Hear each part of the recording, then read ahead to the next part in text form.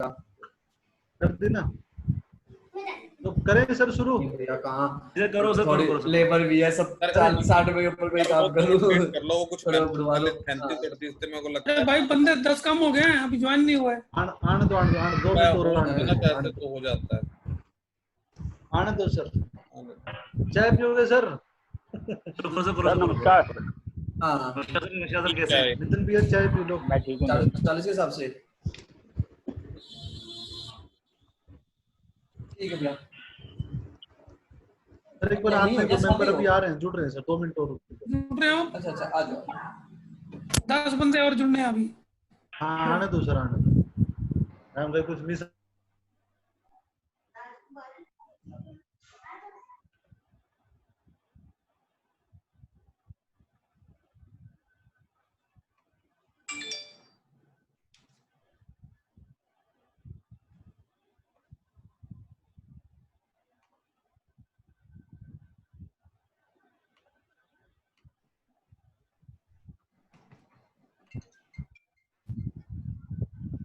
कर दिया मैंने अनम्यूट भाई, कर दिया है।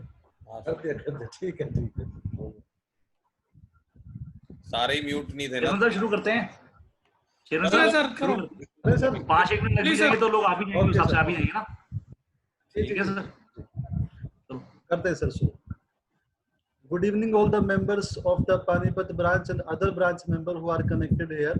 और आज हम स्वागत करते हैं नितिन कन्वर जी का, सीए नितिन कन्वर जी का, जो दिन रात लगे हुए हैं प्रोफेशन की सेवा करने में। और अभी आज भी सर ये नॉन स्टॉप जो है, सभी मेंबर्स को मैं इन्फॉर्म कर दूं, वैसे सबके पास इन्विटेशन आ जाता है। अभी सर 5-10 मिनट पहले एक वेबिनार खत्म करके आए। मैं पूछ रहा था सर से, इतनी मेहनत कैसे कर रहे हो? तो एनर्जी लेवल काफी हाई है सर का, और हमारे को इस एनर्जी के कुछ हमारे को इस एनर्जी का सर आशीर्वाद हमें भी दे दीजिए, ताकि पानीपत ब्रांच वाले मेंबर भी कुछ प्रोग्रेस कर सकें। और इसी के लिए से सर आपको बहुत बहुत शुभकामनाएं कि आप दिन दूनी रात चौगुनी इस तरह से आप तरक्की करते रहें। और अब मैं सर इनवाइट करूंगा हमारी ब्रांच के चेयरमैन सीए सुरेश नंदवानी जी को कि वो ब्रांच को एड्रेस करें सर। Please sir Suresh. नमस्कार, मैं पानीपत ब्रांच की तरफ से जितने भी यहाँ हमारे मेंबर्स जुड़े हुए हैं उनको सबका स्वागत करता हूँ। और पानीपत ब्रांच कमेटी की तरफ से श्री नितिन कंवर जी का भी बहुत स्वागत करता हूँ। बारे में तो सबको पता ही है कि वो पानीपत से कितना जुड़ाव रखते हैं, तो उनको ज़्यादा इंट्रोडक्शन की जरूरत नहीं है। वो अपने फील्ड में बहुत माहिर हैं डायरेक्ट टैक्स मैटर में। तो मैं उनसे गुजारिश करूँगा कि आज के टॉपिक को वो थोड़ा एलाबोरेट करके समझाएं, क्योंकि बहुत सारे मेंबर्स की क्वेरीज आती रहती है कि जो कैश डिपॉजिट हुआ है नोटबंदी के दौरान, वो उसको कैसे डील किया जाए। तो सभी का कहीं ना कहीं इस मैटर में कोई ना कोई जुड़ाव रहा है। तो मैं आशा करता हूँ कि आज के टॉपिक के बाद या आज के वेबिनार के बाद मेंबर्स को काफी फायदा पहुंचेगा कि how to deal with this matters. Thank you Nitin ji for presence here. Thank you sir, thank you भैया, थैंक यू भैया। Thank you chairman sir, thank you chairman sir. और अब मैं इनवाइट करता हूँ हमारी ब्रांच के वाइस चेयरमैन सर, 2 शब्द वो भी कहे, Manpreet Singh ji, please sir. Good evening Nitin ji, and good evening all the members. I welcome all on the behalf of Panipat branch of NIRC of ICI of C Nitin Kanwar ji, our NIRC member, for the topic demonetization cash, जो सिरदर्द बना हुआ sir बहुत से employees हमारे members के लिए और एसएससी के लिए भी। And it's a very important topic जिसके लिए आज नितिन जी ने he has given us the मतलब वैल्यूएबल टाइम आज निकाला और हमारी ब्रांच के मेंबर्स को इस पे इलेबोरेट करेंगे कि how they have to deal with this situation. तो नितिन जी ज्यादा टाइम मैं लूंगा नहीं, and I will hand over to the Bhupendra to please start the seminar because sir members are waiting now, and I request कि sir you should start that seminar. Thank you. बताइए sir कैसे allow कैसे करनी है, मैं allow कर देता हूं। नितिन सर प्लीज स्टार्ट करें। टीम से अलाउ कर दीजिए पीपीटी शेयर करने के लिए। मैंने कर दिया sir, allow participant to share screen. Okay sir, हो गया। ठीक है सर, ठीक है सर, ठीक है सर, ठीक है सर। तो नितिन सर, आज ज्ञान का कलश जो है आपका, जो ज्ञान का कलश भरा हुआ है, उसे थोड़ा सा छलका दीजिए। तो sir, first of all I just want to thank Suresh भाई, chairman Panipat branch, sir Manpreet भाई वाइस चेयरमैन, और सेक्रेटरी साहब हमारे, और जो 3 लोग नहीं आए। तो भूपेंद्र भैया ने मुझसे कल पूछा था, परसों पूछा था कि नितिन भैया जॉइंट कमिश्नर को बुला लें क्या, इनकम टैक्स वाले को। तो मैंने उसे बोला था, मैंने भाई मैं सिर्फ एसएससी प्रो एसएससी बोलने वाला नहीं हूँ, मैं टारगेट मेरा है, मैं आपको ये बताऊंगा जब आप अपील में जाएंगे तो कौन से केस लॉ सामने वाला लेके बैठा होगा। तो what is going to happen, मान लीजिए वो चीज को ध्यान ही नहीं है और मैं उसे याद करा दूं तो आप बोलोगे यार मरवा दिया। तो इसलिए मैंने बोला था जब मैं बेनामी में आप मुझे बुलाओगे तो पूरा एसएससी बोलता हूँ, उस टाइम पे आप किसी मर्जी को बुला लेना और मैं पॉइंट बताऊंगा लॉजिक पर। यहाँ पे मेरे पास दोनों तरह के इश्यूज हैं और दोनों तरह के इश्यूज आपको पता होने चाहिए। पहली बात कि भैया आप जब केस कराने जाओ, क्या होता है भैया, जब आप अपनी केस की तैयारी करते हो तो आपको अपने केस पता होते हैं कि मेरे केस में ये है, मेरे केस में ये वो केस, मेरे केस में वो है। जब आप सीआईटी अपील के पास जाते हो तो वो भी पढ़ा लिखा है, उसने भी अपनी तैयारी कर रखी है, तो आपके पास वो हथियार भी पता होना चाहिए कि सामने वाले के पास क्या हथियार है, तो उसको कैसे ओवरकम करना है, कैसे उसका ध्यान रखना है। क्योंकि जब मैं लास्ट में जब आपको डिमोनेटाइजेशन में बताऊंगा तो आपको बताऊंगा एंड में आपको बोलना क्या है। ये समझने के बाद आपको समझ में आएगा, आप सीधा सीधा नहीं बोल पाओगे कि भैया मैंने कैश में जमा किया है वो सेल्स है। कुछ ना कुछ डिफरेंट तरीके से बात करनी पड़ेगी ताकि वो ये ना बोल पाए आप ये बताओ आखिरी दिन में अपनी सेल इतनी करके से, मैं क्यों ना पूछूं, ये बोलना समझना बहुत जरूरी है। प्लस अब एक भूपेंद्र भैया ने भी बोला कि नितिन भैया आपके पास एनर्जी कैसे आती है। भैया मेरे घर पे मुझे मौका मिलता नहीं है बोलने का, तो जब मौका मिलता बोलने का कोशिश करता हूँ, जो वेबिनार है उस पर जितना बोल सकता बोल दो, तो ये कोशिश होती है मेरे हिसाब से। अभी आजकल मेरी वाइफ इन-लॉज के यहाँ गई हुई है, 2-3 दिन बाद आ जाएगी, तो मेरे वेबिनार फिर बंद हो जाएंगे कंपैरेटिवली, राइट। तो मेरा टारगेट था इस हफ्ते में नहीं है तो इस हफ्ते जितना बोल सको उतना बोल लो। Anyway, on a light note, मजाक में बात करी मैंने।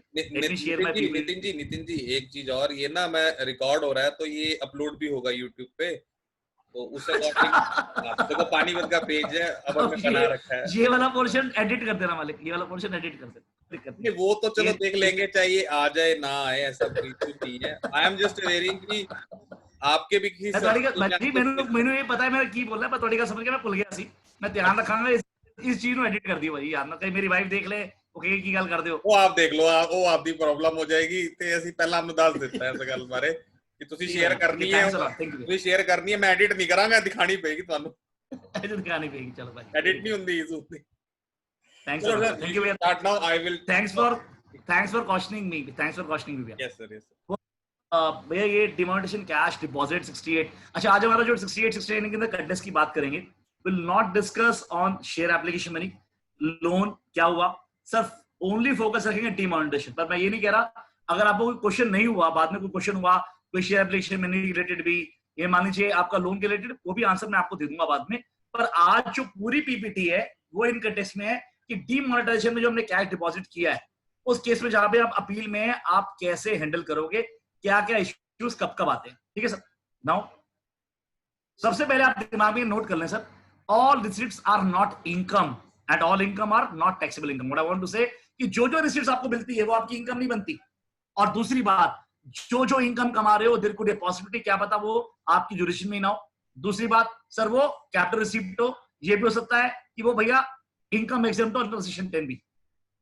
या फिर अगर मैं कैश डिपॉजिट की बात करूं जो हमारा आज का सब्जेक्ट है, every receipts not revenue receipt and all revenue receipts are not taxable income. What I want to say, पहली बात ट्राई टू अप्रिशिएट, जो सेल है, सेल मेरी रेवेन्यू रिसिप्ट है, बट क्या सेल मेरी टैक्सेबल है? नो सर, मेरी टैक्सेबल क्या है, उसमें जो एम्बेडेड मेरा नेट प्रॉफिट है, टैक्सेबल मेरा वो बनता है। Please try to appreciate, income tax में जो टैक्सेशन होता है वो होता है टोटल इनकम का, और इनकम का मतलब इनकम फिर सेक्शन 5 में रेफर होती है, उसके बाद जो कंप्यूटेशन आता है। तो इसका मतलब टैक्सेशन जो कहीं ना कहीं इनकम का हो रहा है, पूरी रिसिप्ट्स का नहीं हो रहा, राइट। दूसरा सर, एक जजमेंट आप नोट कर लें, हमेशा नॉर्मली जजमेंट में आप कोड जरूर करें, जो मैं जरूर कोड करता हूं। पहला सर 37 ITR 218 1959 में सुप्रीम कोर्ट ने बोला था, उन्होंने बोला अगर मार्केट में कुछ गलत काम हो रहा है, इसका मतलब ये कोई इंफरेंस ड्रॉ किया था कि जो आपका एसएससी है वो भी गलत काम कर रहा है। साथ के साथ अगर कोई एक्सट्रीम रीजनिंग है जिससे कि आप ये बेसिस बना रहे हो कि भैया गलत काम करता होगा, तो ऐसे केस में कुछ ना कुछ मटेरियल ऐसा होना चाहिए जिससे प्रूव हो कि वो व्यक्ति भी ये गलत काम करने में सर शामिल है। मैं क्यों आपको सर सिर्फ इंफरेंस ड्रॉ कर लोगे कि दुनिया गलत काम करती है, दुनिया एंटी का काम करती है, दुनिया ने कैश जमा किया है और अपना पैसा जमा किया है, इट विड नॉट मीन कि आपके एसएससी ने भी गलत काम किया होगा, ठीक है सर। नाउ अब डिमोनेटाइजेशन एट ग्लांस 4 नोटिफिकेशन आए थे सर। 8 नवंबर 2016 को 8 बजे हमारे माननीय प्रधानमंत्री साहब ने बोला था, बहनों और भाइयों कल से 500,000 रुपए के नोट बंद। उसके बाद 4 नोटिफिकेशन आए, एक 8 नवंबर 2016 को आया 2652 और 2653, ये दोनों आए मिनिस्ट्री ऑफ फाइनेंस से। एक sir situation of liability act हुआ था, जो जितना भी कैश आपने जो जमा किया था, तो क्या है 500,000 के नोट को खत्म तो करने थे आपने, तो सर मई 2017 के अंदर आरबीआई एक्ट लेके आया था ये बात, ठीक है जी। और एक टैक्सेशन लॉ सेकेंड अमेंडमेंट 2016, ये सबसे बड़ा दिक्कत करता है आपको। क्यों सर? यहाँ पे 30% की लायबिलिटी 77.25 हो गई थी, प्लस 6% मिला के 83.25 बन गई थी, राइट। अब इन दोनों का कंटेक्स्ट, जो ऊपर वाले 2 नोटिफिकेशन है, इनका कंटेक्स्ट मैं आपसे डिस्कस करूंगा जब मैं बात डिस्कस करूंगा कि 8 नवंबर के बाद अगर आपने कैश में सेल कर दी हो तो क्या होगा। प्लीज ध्यान रखिएगा, इसको मैं तब नोट करूंगा, ठीक है sir. Now before going into any analogy, किसी क्या लॉ, कौन सा लॉ क्या मेरे हेल्प कर रहा है, क्या हेल्प नहीं कर रहा, पर ऐसे केस के अंदर सर पहले सीवीडी डिस्कशन पढ़ लें जो हैंडलिंग कैश डिपॉजिट केस और ड्यूरिंग डिमोनेटाइजेशन आई थी। पहला मैंने क्रक्स बना के दिए इसके अंदर। पहला कि सर अगर मान लीजिए कोई इंडिविजुअल है, उसका कोई बिजनेस नहीं है, कोई इंडिविजुअल है उसका कोई बिजनेस नहीं है और उसने कैश डिपॉजिट किया 2.5 लाख से कम, तो ऐसे केस में सर ये सर्कुलर बोलता था कि मैं कोई वेरिफिकेशन करने की जरूरत नहीं है। साथ के साथ अगर कोई इंडिविजुअल है, उसकी एज 70 साल से ऊपर है लेकिन वो बिजनेस इनकम नहीं कमाता, और ऐसे केस में अगर उसने 5 लाख तक का डिपॉजिट जमा किया है, कैश जमा किया है, तो ऐसे केस में no question will be asked, कोई वेरिफिकेशन नहीं होगी। तो what I want to say, अगर आपका केस ऐसा है जिसमें 2.5 लाख से कम जमा हो, वो केस उन्होंने एडिशन करती हो और ये कंडीशन पूरी होती हो, बिजनेस क्लास नहीं है, या फिर कोई इंडिविजुअल हो 70 साल से ऊपर हो और जो बिजनेस क्लास में नहीं आता, और ऐसे केस में 5 लाख से कम जमा की हो, तो ऐसे केस में कुछ पॉइंट उठाने की जरूरत नहीं है, कोई केस उठाने की जरूरत नहीं है। सीधा ही सर इंस्ट्रक्शन नंबर 3/2017 21 फरवरी 2017 को जो आया था उसकी कॉपी लगाएं और कॉपी पेस्ट लगाएं, सीआईटी बिल में जाए, sir you will get the relief. Second, मान लीजिए बुक्स मेंटेन हुई, जहां पे उन्होंने बोला बुक्स मेंटेन की है लेकिन no further verification is required. अब वो क्या है सर? जहां पे कैश डिपॉजिट किया है आपने ओपनिंग बैलेंस का, मान लीजिए ओपनिंग बैलेंस मेरा 31 मार्च को 2016 में था से 80 लाख रुपए, और पूरे साल मैंने 1 रुपए भी खर्च नहीं किया या 5 लाख खर्च कर दिया, ऐसे मान लेते हैं बैलेंस शीट के हिसाब से, और 75 लाख रुपए मैंने अकाउंट में जमा करा दिया।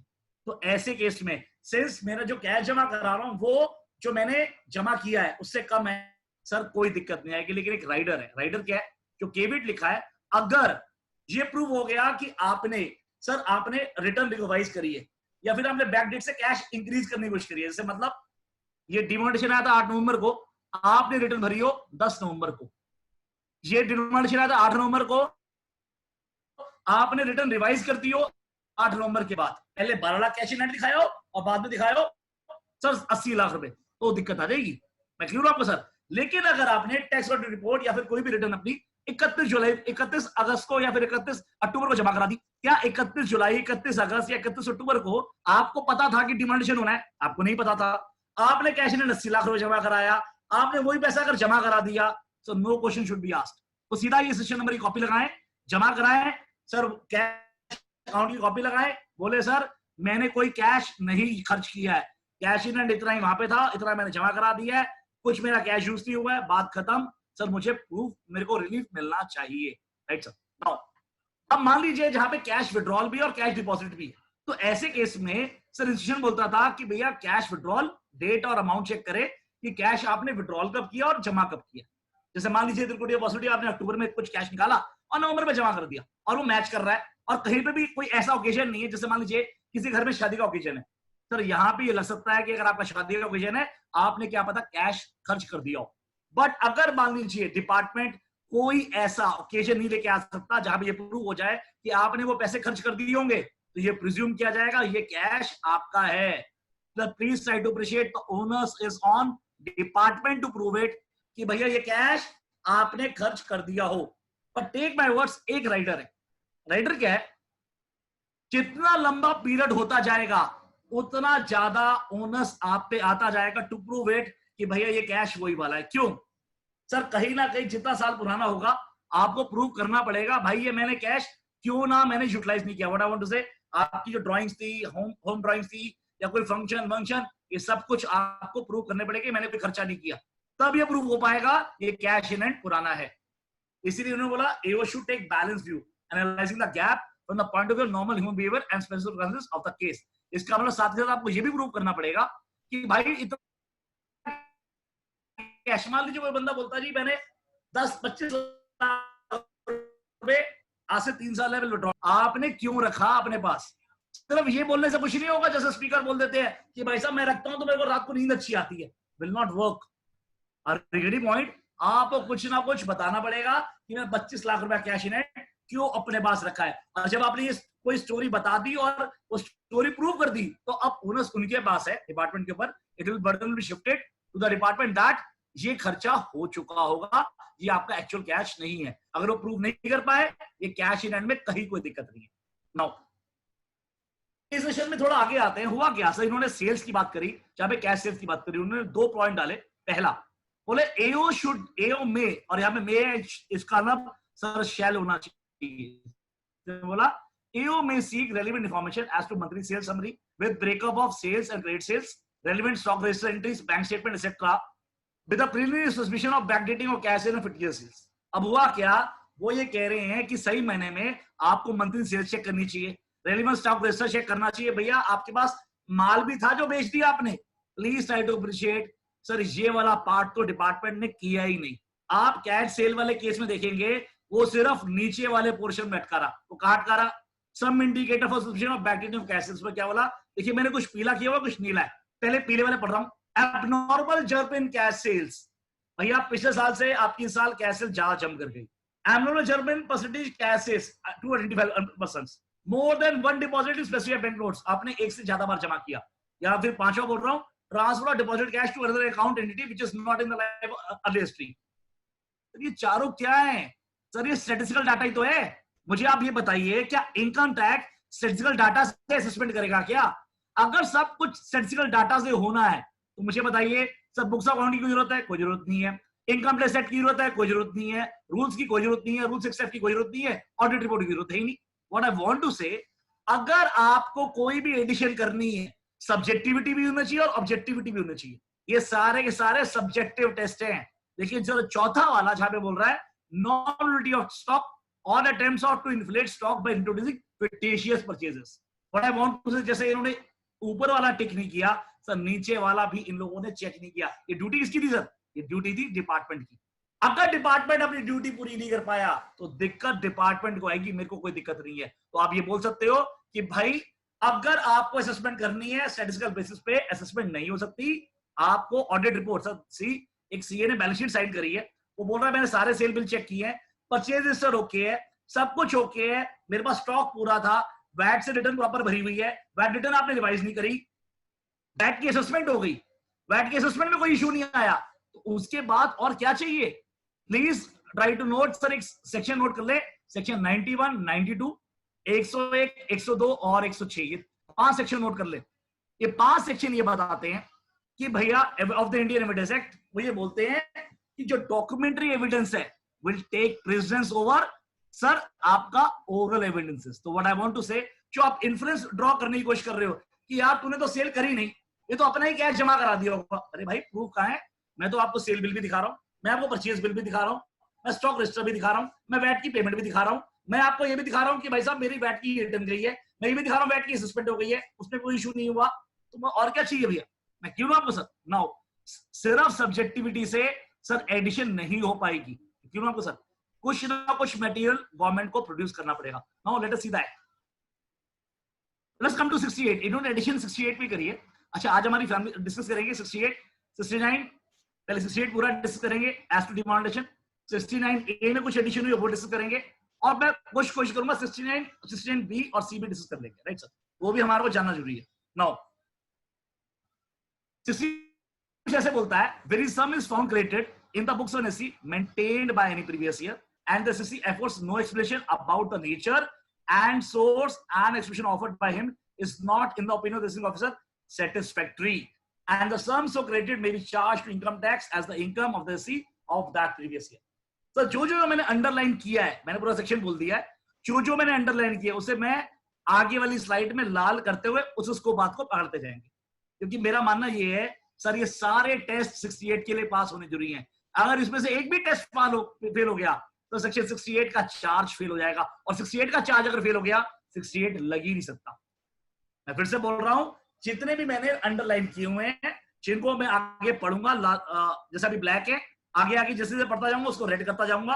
और ऐसे केस में ये सारे टेस्ट हैं सर, ये सारे टेस्ट आपको पास करने पड़ेंगे। अगर ये टेस्ट एक भी फेल हो गया 68 का टेस्ट फेल हो जाएगा, और टेस्ट फेल होते ही सर टैक्सेशन 68 में नहीं हो सकता। Let us see where any sum is found credited. Credited का मतलब क्या है?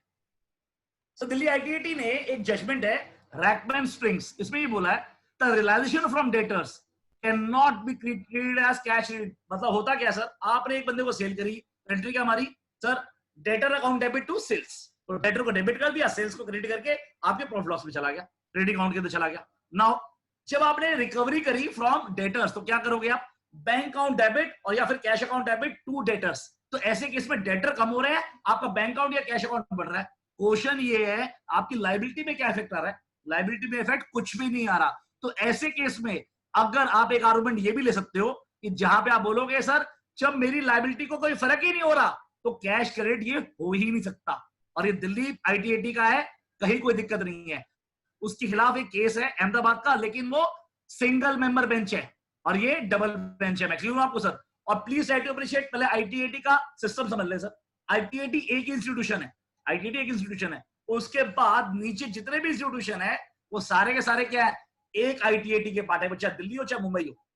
तो ऐसे केस में यू कैन ऑलवेज आर्ग्यू अगर डबल मेंबर बेंच है it will prevail over single member bench of any ITAT. में क्लियर आपको सर? और जब इशू बहुत बड़ा हो जाता है, अलग अलग व्यूज आने शुरू हो जाते हैं, तो it has been referred to special bench. में क्लियर आपको सर? नाउ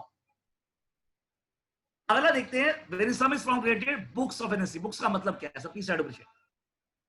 बुक्स में देखते हैं सर, पहले एक केस जजमेंट नोट करें, Vijay traders 74 ITR Mysore high court. उन्होंने बोला था unless it is impossible to compute the income from the books the same has to be relied upon. What I want to say कि अगर मान लीजिए बुक से अगर इम्पॉसिबल हो जाए, अगर बुक से इम्पॉसिबल होगा कि भैया मेरे को प्रॉफिट निकल ही नहीं सकता, तभी आप अनरिलायबल करोगे, अदरवाइज आप कोशिश करोगे उस बुक्स पे रिलाई करना है। और सेक्शन 145 में अगर आपको बुक्स रिजेक्ट करनी है तो सर ये शो कॉज नोटिस एओ को देना पड़ेगा, ये बताना पड़ेगा कि कैसे मैं इसमें से इनकम कंप्यूट नहीं कर पा रहा। अगर वो इनकम बिल्कुल भी कंप्यूट नहीं कर पा रहा तो ही रिजेक्ट करेगा। अगर कोई तरीके से इनकम कंप्यूट हो सकती है सर, बुक्स वो रिजेक्ट नहीं कर सकता। अब एक केस है Taj borewells, section 291 ITR 292 Madras high court. Sir ये बहुत अजीब सी जजमेंट है, इसको आप देखें कहां पे आप पकड़ सकते हैं। अब आप एक केस में हुआ क्या है, ताज बोरोवेल्स में एक बंदे ने सर बैलेंस शीट जमा कराई तो कहता मैंने बुक्स नहीं बनाई। तो ऐसे केस में वन आर्गुमेंट है कि सर बिना बुक्स के इसने बैलेंस शीट कैसे बना दी? तो एसएससी ने आर्ग्यू किया कि सर कहां पे लिखा हुआ डबल एंट्री सिस्टम होना चाहिए, मैंने तो सिंगल एंट्री सिस्टम में बुक्स बनाई और उस हिसाब से मैंने बुक्स बना के और इसके अंदर मैंने बैलेंस शीट बना दी। तो उन्होंने बोला single entry system is not books of account. तो ऐसे केस में सर सेक्शन 68 नहीं लगेगा। नाउ सर बुक्स और बुक्स ऑफ अकाउंट, सी देखिए अगर आप 68 पढ़ते हैं 6 में लिखा हुआ बुक्स, बुक्स ऑफ अकाउंट नहीं लिखा हुआ। सर सेक्शन 212 में भी क्या किया हुआ इन्होंने, बुक्स और बुक्स ऑफ अकाउंट लिखा हुआ है। इसका मतलब दोनों चीजें बुक्स और बुक्स अकाउंट में कोई फर्क नहीं है। इंक्लूड मतलब ledger, day book, cash book, account books, other books, whether kept in written form or printout of data stored in floppy disk, tape, etc., or any other form of electromagnetic data storage or device. ठीक है sir? Now let us come to questions. Books. Can the diary or newspaper series can be termed as a books of account? So please try to appreciate. Sir, Muqaddam AAR 1949 Nagpur 44 ये कहता है, it was held that books only means collection of material, blank, written or printed, fastened and bound together as to form a material. Are you getting point? What I want to say, anything जो bound होगा वो books हो सकता है। इसका newspaper तो पहली बात तो बुक्स हो नहीं सकते। यही बात सर वीसी शुक्ला या सेक्शन 34 ऑफ इंडियन नोटिस भी कहता है। बट अगर डायरी है, अगर आपने प्रोड्यूस ही नहीं करी बुक्स अकाउंट जिसके अंदर रिटर्न भरी नहीं है, तो बुक्स अकाउंट की श्रेणी में नहीं आती। बुक्स अकाउंट वही है जो आपने प्रोड्यूस करी है। तो डायरी कभी भी बुक्स अकाउंट की श्रेणी में नहीं आती। नाउ ये मैंने आपको ऑलरेडी बता दिया, बुक्स और बुक्स अकाउंट में कोई फर्क नहीं है। What about the books not disclosed to the department? Sir हुआ क्या, एक आर्गुमेंट क्या हुआ, there was a case of शेरिटम एप्रिल्स। उस केस में क्या हुआ, सर आप 271C पढ़ते हो तो उसमें एक एक्सप्रेशन 5 है। एक्सप्रेशन 5 ये बोलता था कि मान लीजिए जो अगर आपकी कोई एंट्री बुक्स के अंदर ऑलरेडी है तो ऐसे केस में 271C की पेनल्टी नहीं पड़ेगी। तो हुआ क्या, शेरटन के केस में सर इनकम टैक्स की रेड हुई, उस व्यक्ति ने दो तरह की बुक्स बनाई हुई थी। दो तरह की बुक्स क्या थी, एक बुक्स जो जहां पे वो बुक्स अकाउंट दिखा रहा था इनकम टैक्स में, और एक बुक्स अकाउंट उसने प्रोड्यूस नहीं करी। तो उसने बोला सर ये जो आपने एडिशन करी है वो बुक्स अकाउंट के हिसाब से करी है, जो चाहे मैंने दिखाई नहीं है, और उसमें एंट्री तो रिकॉर्डेड है। जब एंट्री रिकॉर्डेड है तो 271C की, तो नो डाउट आप मेरी इनकम टैक्स की टैक्स ले ले, कोई दिक्कत नहीं है, पर 271C में मुझसे टैक्स ना ले, मुझसे पेनल्टी ना ले, क्योंकि मैंने बुक्स में एंट्री करी हुई है। तो ऐसे कैसे बॉम्बे हाईकोर्ट ने बोला भाई ये बुक्स अकाउंट कौन सी है, जो तूने इनकम टैक्स रिटर्न भरने के लिए गवर्नमेंट को दिखाई है। जो बुक्स अकाउंट तूने अपने लिए बनाई है वो बुक्स अकाउंट की डेफिनेशन में नहीं आता। मैं क्यों रहा हूं सर।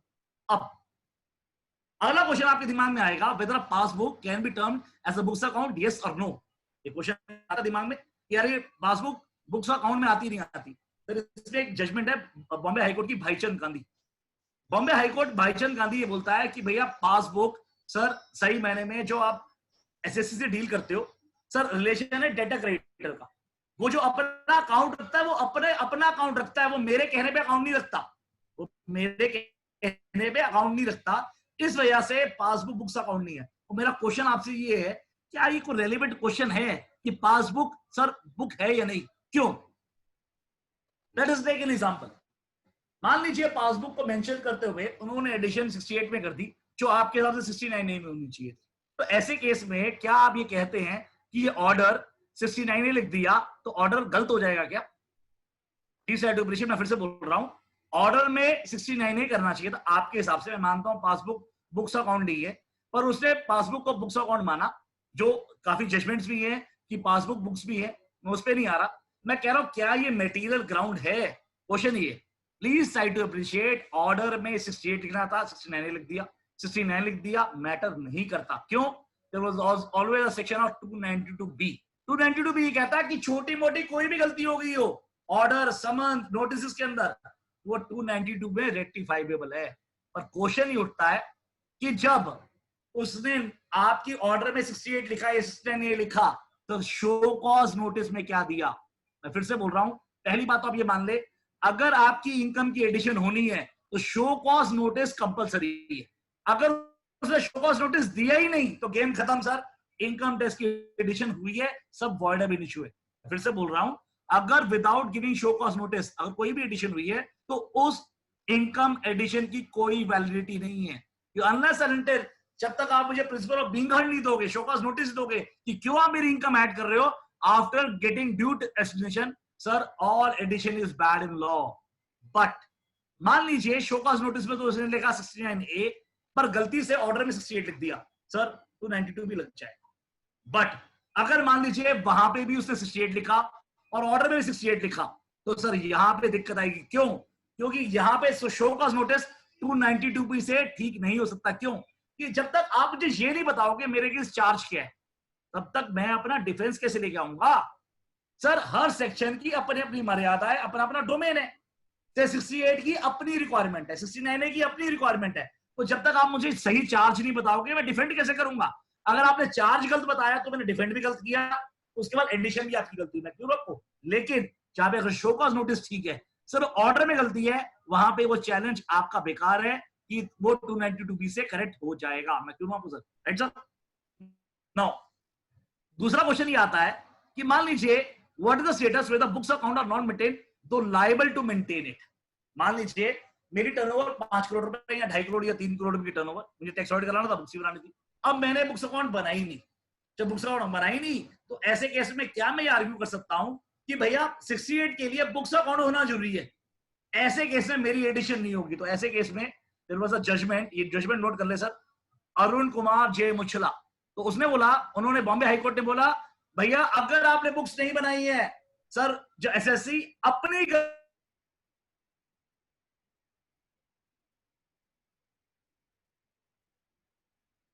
से कि अगर आपको बुक्स बनानी थी और आपने मान लीजिए बुक्स नहीं बनाई, तो ऐसे केस में 68 की एडिशन हो सकती है। मतलब अगर मुझे बुक्स बनानी है तो भाई आप अब कोई आर्गुमेंट ये लेगा, मान लीजिए पॉसिबिलिटी आप आर्गुमेंट ये भी ले सकते हो, भैया जब मान लीजिए मेरे को बुक्स अकाउंट बनानी थी, मैंने बुक्स नहीं बनाई, तो ऐसे केस में जो पेनल्टी लगेगी वो तो सिर्फ लगेगी non maintenance of books account, audit की पेनल्टी लगेगी नहीं। अब ऐसे केस में तो नहीं हो रहा ऐसी बात। सब प्लीज ट्राई टू अप्रिशिएट, सब penalty is a quasi criminal law, और क्वासी क्रिमिनल लॉ जब बनता है तो उस केस में क्या होता है, क्वासी क्रिमिनल लॉ क्या बोलते हैं कि पेनल्टी लगता ही प्रोसिक्यूशन भी लॉन्च होता है, और डबल जियोपार्डी नहीं हो सकती पेनल्टी के केस में। इसी वजह से एक पेनल्टी जब लग गई तो दूसरी पेनल्टी नहीं लगती, आपको सर। लेकिन 68 सर इनकम टैक्स की एडिशन कर रहा है, सिविल लॉ है, इस वजह से यहां पे आप वो वाला आर्गुमेंट नहीं पढ़ पाओगे। अगर आपको बुक्स बनानी थी, आपने बुक्स नहीं बनाई, तो 68 से बचाव नहीं हो पाएगा। सेम केस पंजाब और हरियाणा हाई कोर्ट का सुधीर कुमार शर्मा, वो आपका आपके पास रिलेवेंट भी है, राइट सर। तो सेम बात वो भी यही बोलता है कि अगर आपने बुक्स बनानी थी और आपने नहीं बनाई, तब भी 68 की एडिशन हो जाएगी। नाउ अगर मान लीजिए इसके आगे वेयर, दूसरी बात, अगर मान लीजिए आपने बुक्स मेंटेन नहीं करी, जहां पे आपकी बुक्स आपने प्रेजेंटिव बेसिस पे कर रहे हो, टैक्सेशन आपका प्रेजेंटिव बेसिस है, प्रेजेंटिव में कौन सा होता है 44 AD 44 ADA, आप 44 AD या 44 8 आप ADA बुक्स बना रहे हो। अब ऐसे केस में मुझे बुक्स तो बनानी है ही नहीं, तो ऐसे केस में judgment of Punjab and Haryana high court Surendra Pal Anand, और बोलते हैं क्योंकि आपको बुक्स नहीं बनानी थी और आपने बुक्स नहीं बनाई, 68 की एडिशन नहीं हो पाएगी। तो देखिए दोनों में फर्क क्या है, पहले वाले बुक्स बनानी थी, वहां पे बॉम्बे हाईकोर्ट बोलता है कि भाई आप अपनी गलती का फायदा नहीं उठा सकते, तो ऐसे केस के अंदर सुरेंद्र पाल आनंद जो पंजाब हरियाणा कोर्ट है, आपका डिसीजन हाई कोर्ट है, वो आपकी फेवर में है, वो कहता है भाई 68 की एडिशन नहीं हो पाएगी। अब ऐसे केस में मान लीजिए what is the status when books are rejected, मान लीजिए बुक्स तो आपने बनाई पर बुक्स रिजेक्ट कर दी गई, तो ऐसे केस में मैं अब आपसे आंसर भी लूंगा जो आप चैट पे लिखेंगे। क्या डिपार्टमेंट हॉट और कोल्ड दोनों एक टाइम पे कर सकता है, यस और no? What I want to say, books तो रिजेक्ट करते लेकिन ये बोले भाई साहब 68 की एडिशन के लिए बुक्स पढ़ूंगा, यस और नो? आंसर दीजिए सर चैट पे, रिक्वेस्ट है, मैं वेट कर रहा हूं आपके आंसर का। सर चैट पे आंसर दीजिए, सर सही हो गलत हो कोई दिक्कत नहीं, मैटर नहीं करता। सर 54 है, आंसर 3 आए हैं सर, 4 आए हैं सर। आप चिंता ना करें, मेरी नंदवानी साहब से बात हुई है, भूपेंद्र जी से बात हुई है, आंसर को गलत देगा मोमेंटो या प्राइज नहीं मिलने वाला। अगर मोमेंटो प्राइज मिलेगा तो मेरे को मिलेगा, चिंता ना करें आप, अगर कभी भी देंगे दे। हाँ जी भैया।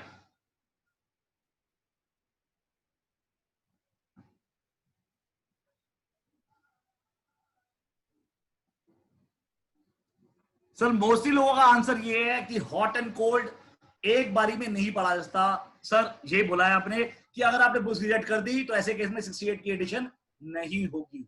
सर प्लीज अब जो मैं आपको पढ़ा रहा हूं वो पढ़िए सर। सर इलाहाबाद हाईकोर्ट की जजमेंट आई थी बनवारीलाल बंसीधर 229 ITR 229, ये इन कंटेक्स्ट थी 40A3, जहां पे उन्होंने बोला था अगर आपने एक बार बुक्स रिजेक्ट कर दी 40A3 के लिए आप दोबारा बुक्स नहीं पढ़ेंगे। सर इसको फॉलो करते हुए इलाहाबाद हाईकोर्ट ने एक जजमेंट दिया अग्रवाल इंजीनियरिंग कंपनी में इन रिलेशन टू 68, जहां पे उन्होंने बोला, पंजाब और हरियाणा कोर्ट ने हाईकोर्ट से दिया, सॉरी, उन्होंने बोला अग्रवाल इंजीनियरिंग के अंदर 302 ITR 246 कि भैया 68 की एडिशन नहीं हो पाएगी। बट हुआ क्या, ये दोनों जजमेंट में तो सुप्रीम कोर्ट जजमेंट थी वो भूल गए। जजमेंट थी सर सुप्रीम कोर्ट इन काले खान मोहम्मद हनीफ 50 ITR 1 और एक है सुप्रीम कोर्ट इन देवी प्रसाद विश्वनाथ 72 ITR 194। इस जजमेंट में ये बोला गया है कि books of account even though rejected they should not be meant to be worthless to make additional 68, you have to suffer both. What I want to say कि अगर books reject हो गई हैं उसके बावजूद 68 की एडिशन हो सकती है। सर इलाहाबाद हाईकोर्ट ने इस बात को चेक करते हुए जब अगली जजमेंट दी, सर यहां पे बोला यस भाई एडिशन हो सकती है। वो क्या है sir, Allahabad high court in the case of GS Tiwari 357 ITR 651 holding that double taxation that sir double taxation can be देड, राइट, कि वो टैक्सेशन भी हो सकता है 68 में भी। अब मोरल क्या है, मोरल क्या है, thus each entry has to be explained whether business receipt or otherwise. What I want to say, जो आप बोल रहे हो कि भाई बिजनेस रिसिप्ट है, आपको ये प्रूव करना पड़ेगा ये सेल्स है आपकी। अगर आप ये प्रूव नहीं कर पाए ये सेल्स नहीं है, स्टॉक बाकी सारी चीजों से, वैट रिटर्न से, वैट की जो असेसमेंट से, या फिर स्टॉक रजिस्टर माल जाने से, ईवे बिल या फिर आपके जो भी आपके बिल है उससे दिखाने से कि आपका माल सच में गया है, टेक माय वर्ड्स सर ऐसे केस में 68 की एडिशन हो सकती है। मैं क्लियर हूं आपको सर? तो जो व्यक्ति ये सोचता है कि एक बार बुक्स रिजेक्ट हो गई, यू कांट आपकी 68 की एडिशन यूज थी, वो गलत है सर। सुप्रीम कोर्ट की 2 जजमेंट आपको सामने सामने दे दी। नाउ अब क्वेश्चन ये आता है कि मान लीजिए एडिशन हो गई, एडिशन जब हो गई तो टेलीस्कोपिंग कर सकते हैं। अब टेलीस्कोपिंग कैसे, तो समझ ले पहले जरा। मान लीजिए आपकी बुक्स रिजेक्ट हो गई और उसने प्रॉफिट एस्टिमेट किया 60 लाख रुपए, 60 कर सकता है, 60 लाख एस्टिमेट कर दिया, और एक एंट्री आप समझा नहीं पाए 20 लाख रुपए की, तो 20 लाख की इसने एडिशन 68 में कर दी, उसमें समझाया कर दी। तो क्या आप ये आर्ग्यू कर सकते हैं कि सर ये 20 लाख रुपए कहां से, ये तो मैंने सर ये जो आपने जो अभी एस्टिमेट नहीं किया 60 लाख रुपए, उसी में से कमाए होंगे। कैन यू आर्ग्यू यस और no? Yes you can argue. But I want to say, अगर कोई एस्टिमेट हुआ और मान लीजिए अमाउंट ज्यादा है और ऐसे केस में 68 की एडिशन कम है, यू कैन ऑलवेज आर्ग्यू कि भैया सर इसकी टेलीस्कोपिंग कर दो, ये पैसे कहां से आए होंगे, ये जो आपने एस्टिमेट किया है वहीं से कमाए होंगे मैंने। इसकी 3 जजमेंट है, KSM Guruswamy Nadar and sons 149 ITR 127 Madras high court, Jagat Kumar Satish भाई Patel 45 taxman.com 441 Gujarat high court, और Kunal Motors 180 CTR 166 Rajasthan high court. अब इसका एक 2 सर कैविएट भी है, एक्सेप्शन भी है। पहली बात, एक पटना हाई कोर्ट ने चलिए इनके बाद उसने बोला जवेरी बिहारी लाल एंड कंपनी 160 ITR 634, उन्होंने बोला पहली बात सर एसएससी के पास कोई राइट नहीं है टू क्लेम इट की टेलीस्कोपिंग कर दो, प्लस आपको ये भी देखना पड़ेगा कि सर ये जो अमाउंट है जो 68 में एडिशन हुआ है वो आया कब है। जैसे मान लीजिए कि 20 लाख रुपए जो मैंने बताया आपको वो पहले अप्रैल मई या जून में आया होता, तो क्या आप कह सकते हो सर इस 60 लाख में से 20 लाख रुपए मैंने पहले ही कमा लिए होंगे? मैं क्लियर हूं आपको सर? तो अगर ये 20 लाख की एंट्री आपकी आखिरी महीनों में आयो तो टेलीस्कोपिंग कर पाओगे, बट अगर ये पहले महीनों में आया होगा अप्रैल मई में, तो ऐसे केस में सर टेलीस्कोपिंग नहीं कर पाओगे। प्लस अगर मान लीजिए हाइपोथेटिकली आपका एस्टिमेट प्रॉफिट तो 20 लाख हुआ, पर ऐसे केस में 68 में एडिशन 60 लाख रुपए की हुई, उल्टा लगा लेते हैं, तो ऐसे केस में आप क्या करोगे, जो पहले महीने में आया होगा उसकी टेलीस्कोपिंग नहीं कर पाओगे, लेकिन जो बाद के महीनों में आया होगा उसको 20 लाख से आप सर टेलीस्कोपिंग कर पा सकते हो। कोई क्वेश्चन है तो क्वेश्चन पूछ लें sir. Right now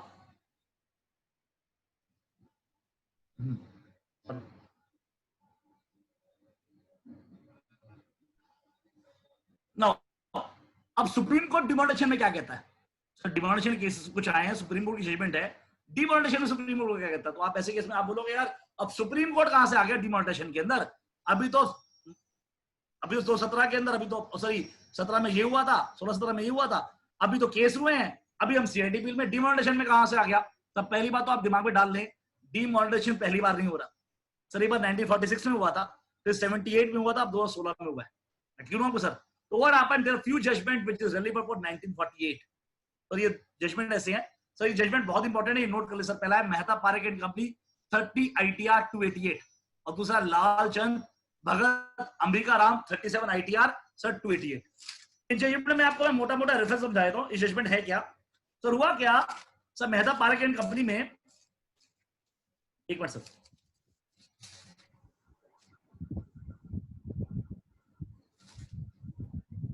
Nitin ji chat box में क्वेश्चन है सर, कभी ना भैया चैट बॉक्स में सर एक क्वेश्चन है, आप पूछ लो भैया, पूछ लो।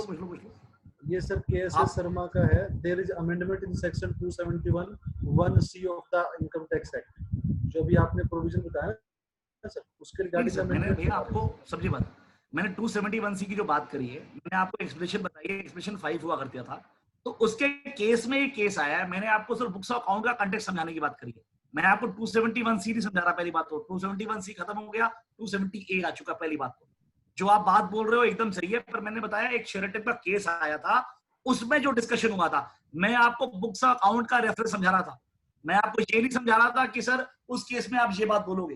राइट टू अप्रिशिएट में समझा रहा था कि शेरटन में केस में 271(c) के केस में एक एक्सप्रेशन 5 हुआ करती थी, उसके अंदर लिखा होता था कि अगर आपने बुक्स ऑफ अकाउंट में एंट्री मारी हुई है तो ऐसे केस में आप पेनल्टी लगेगी।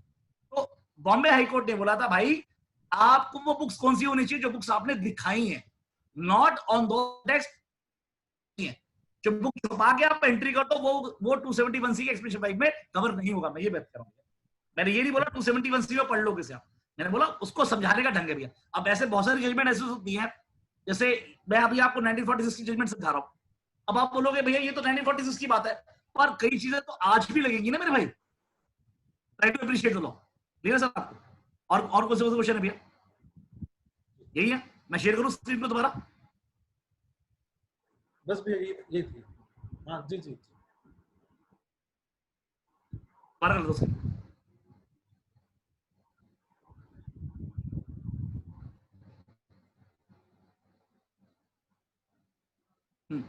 Sir Mehta and company 30 ITR 288 Lalchand Bhagat Ambika Ram 37 ITR। पहले मैं इनका केस में बताया तो हुआ गया सर हुआ क्या 1946 में जब डिमोनेटाइजेशन हुआ तो इस केस में क्या मेहता पारे के केस में क्या हुआ सर, करीबन आप ये मान के चले सर इनके अकाउंट में 20,000 रुपए थे, और जब 20,000 रुपए थे इनके अकाउंट के अंदर,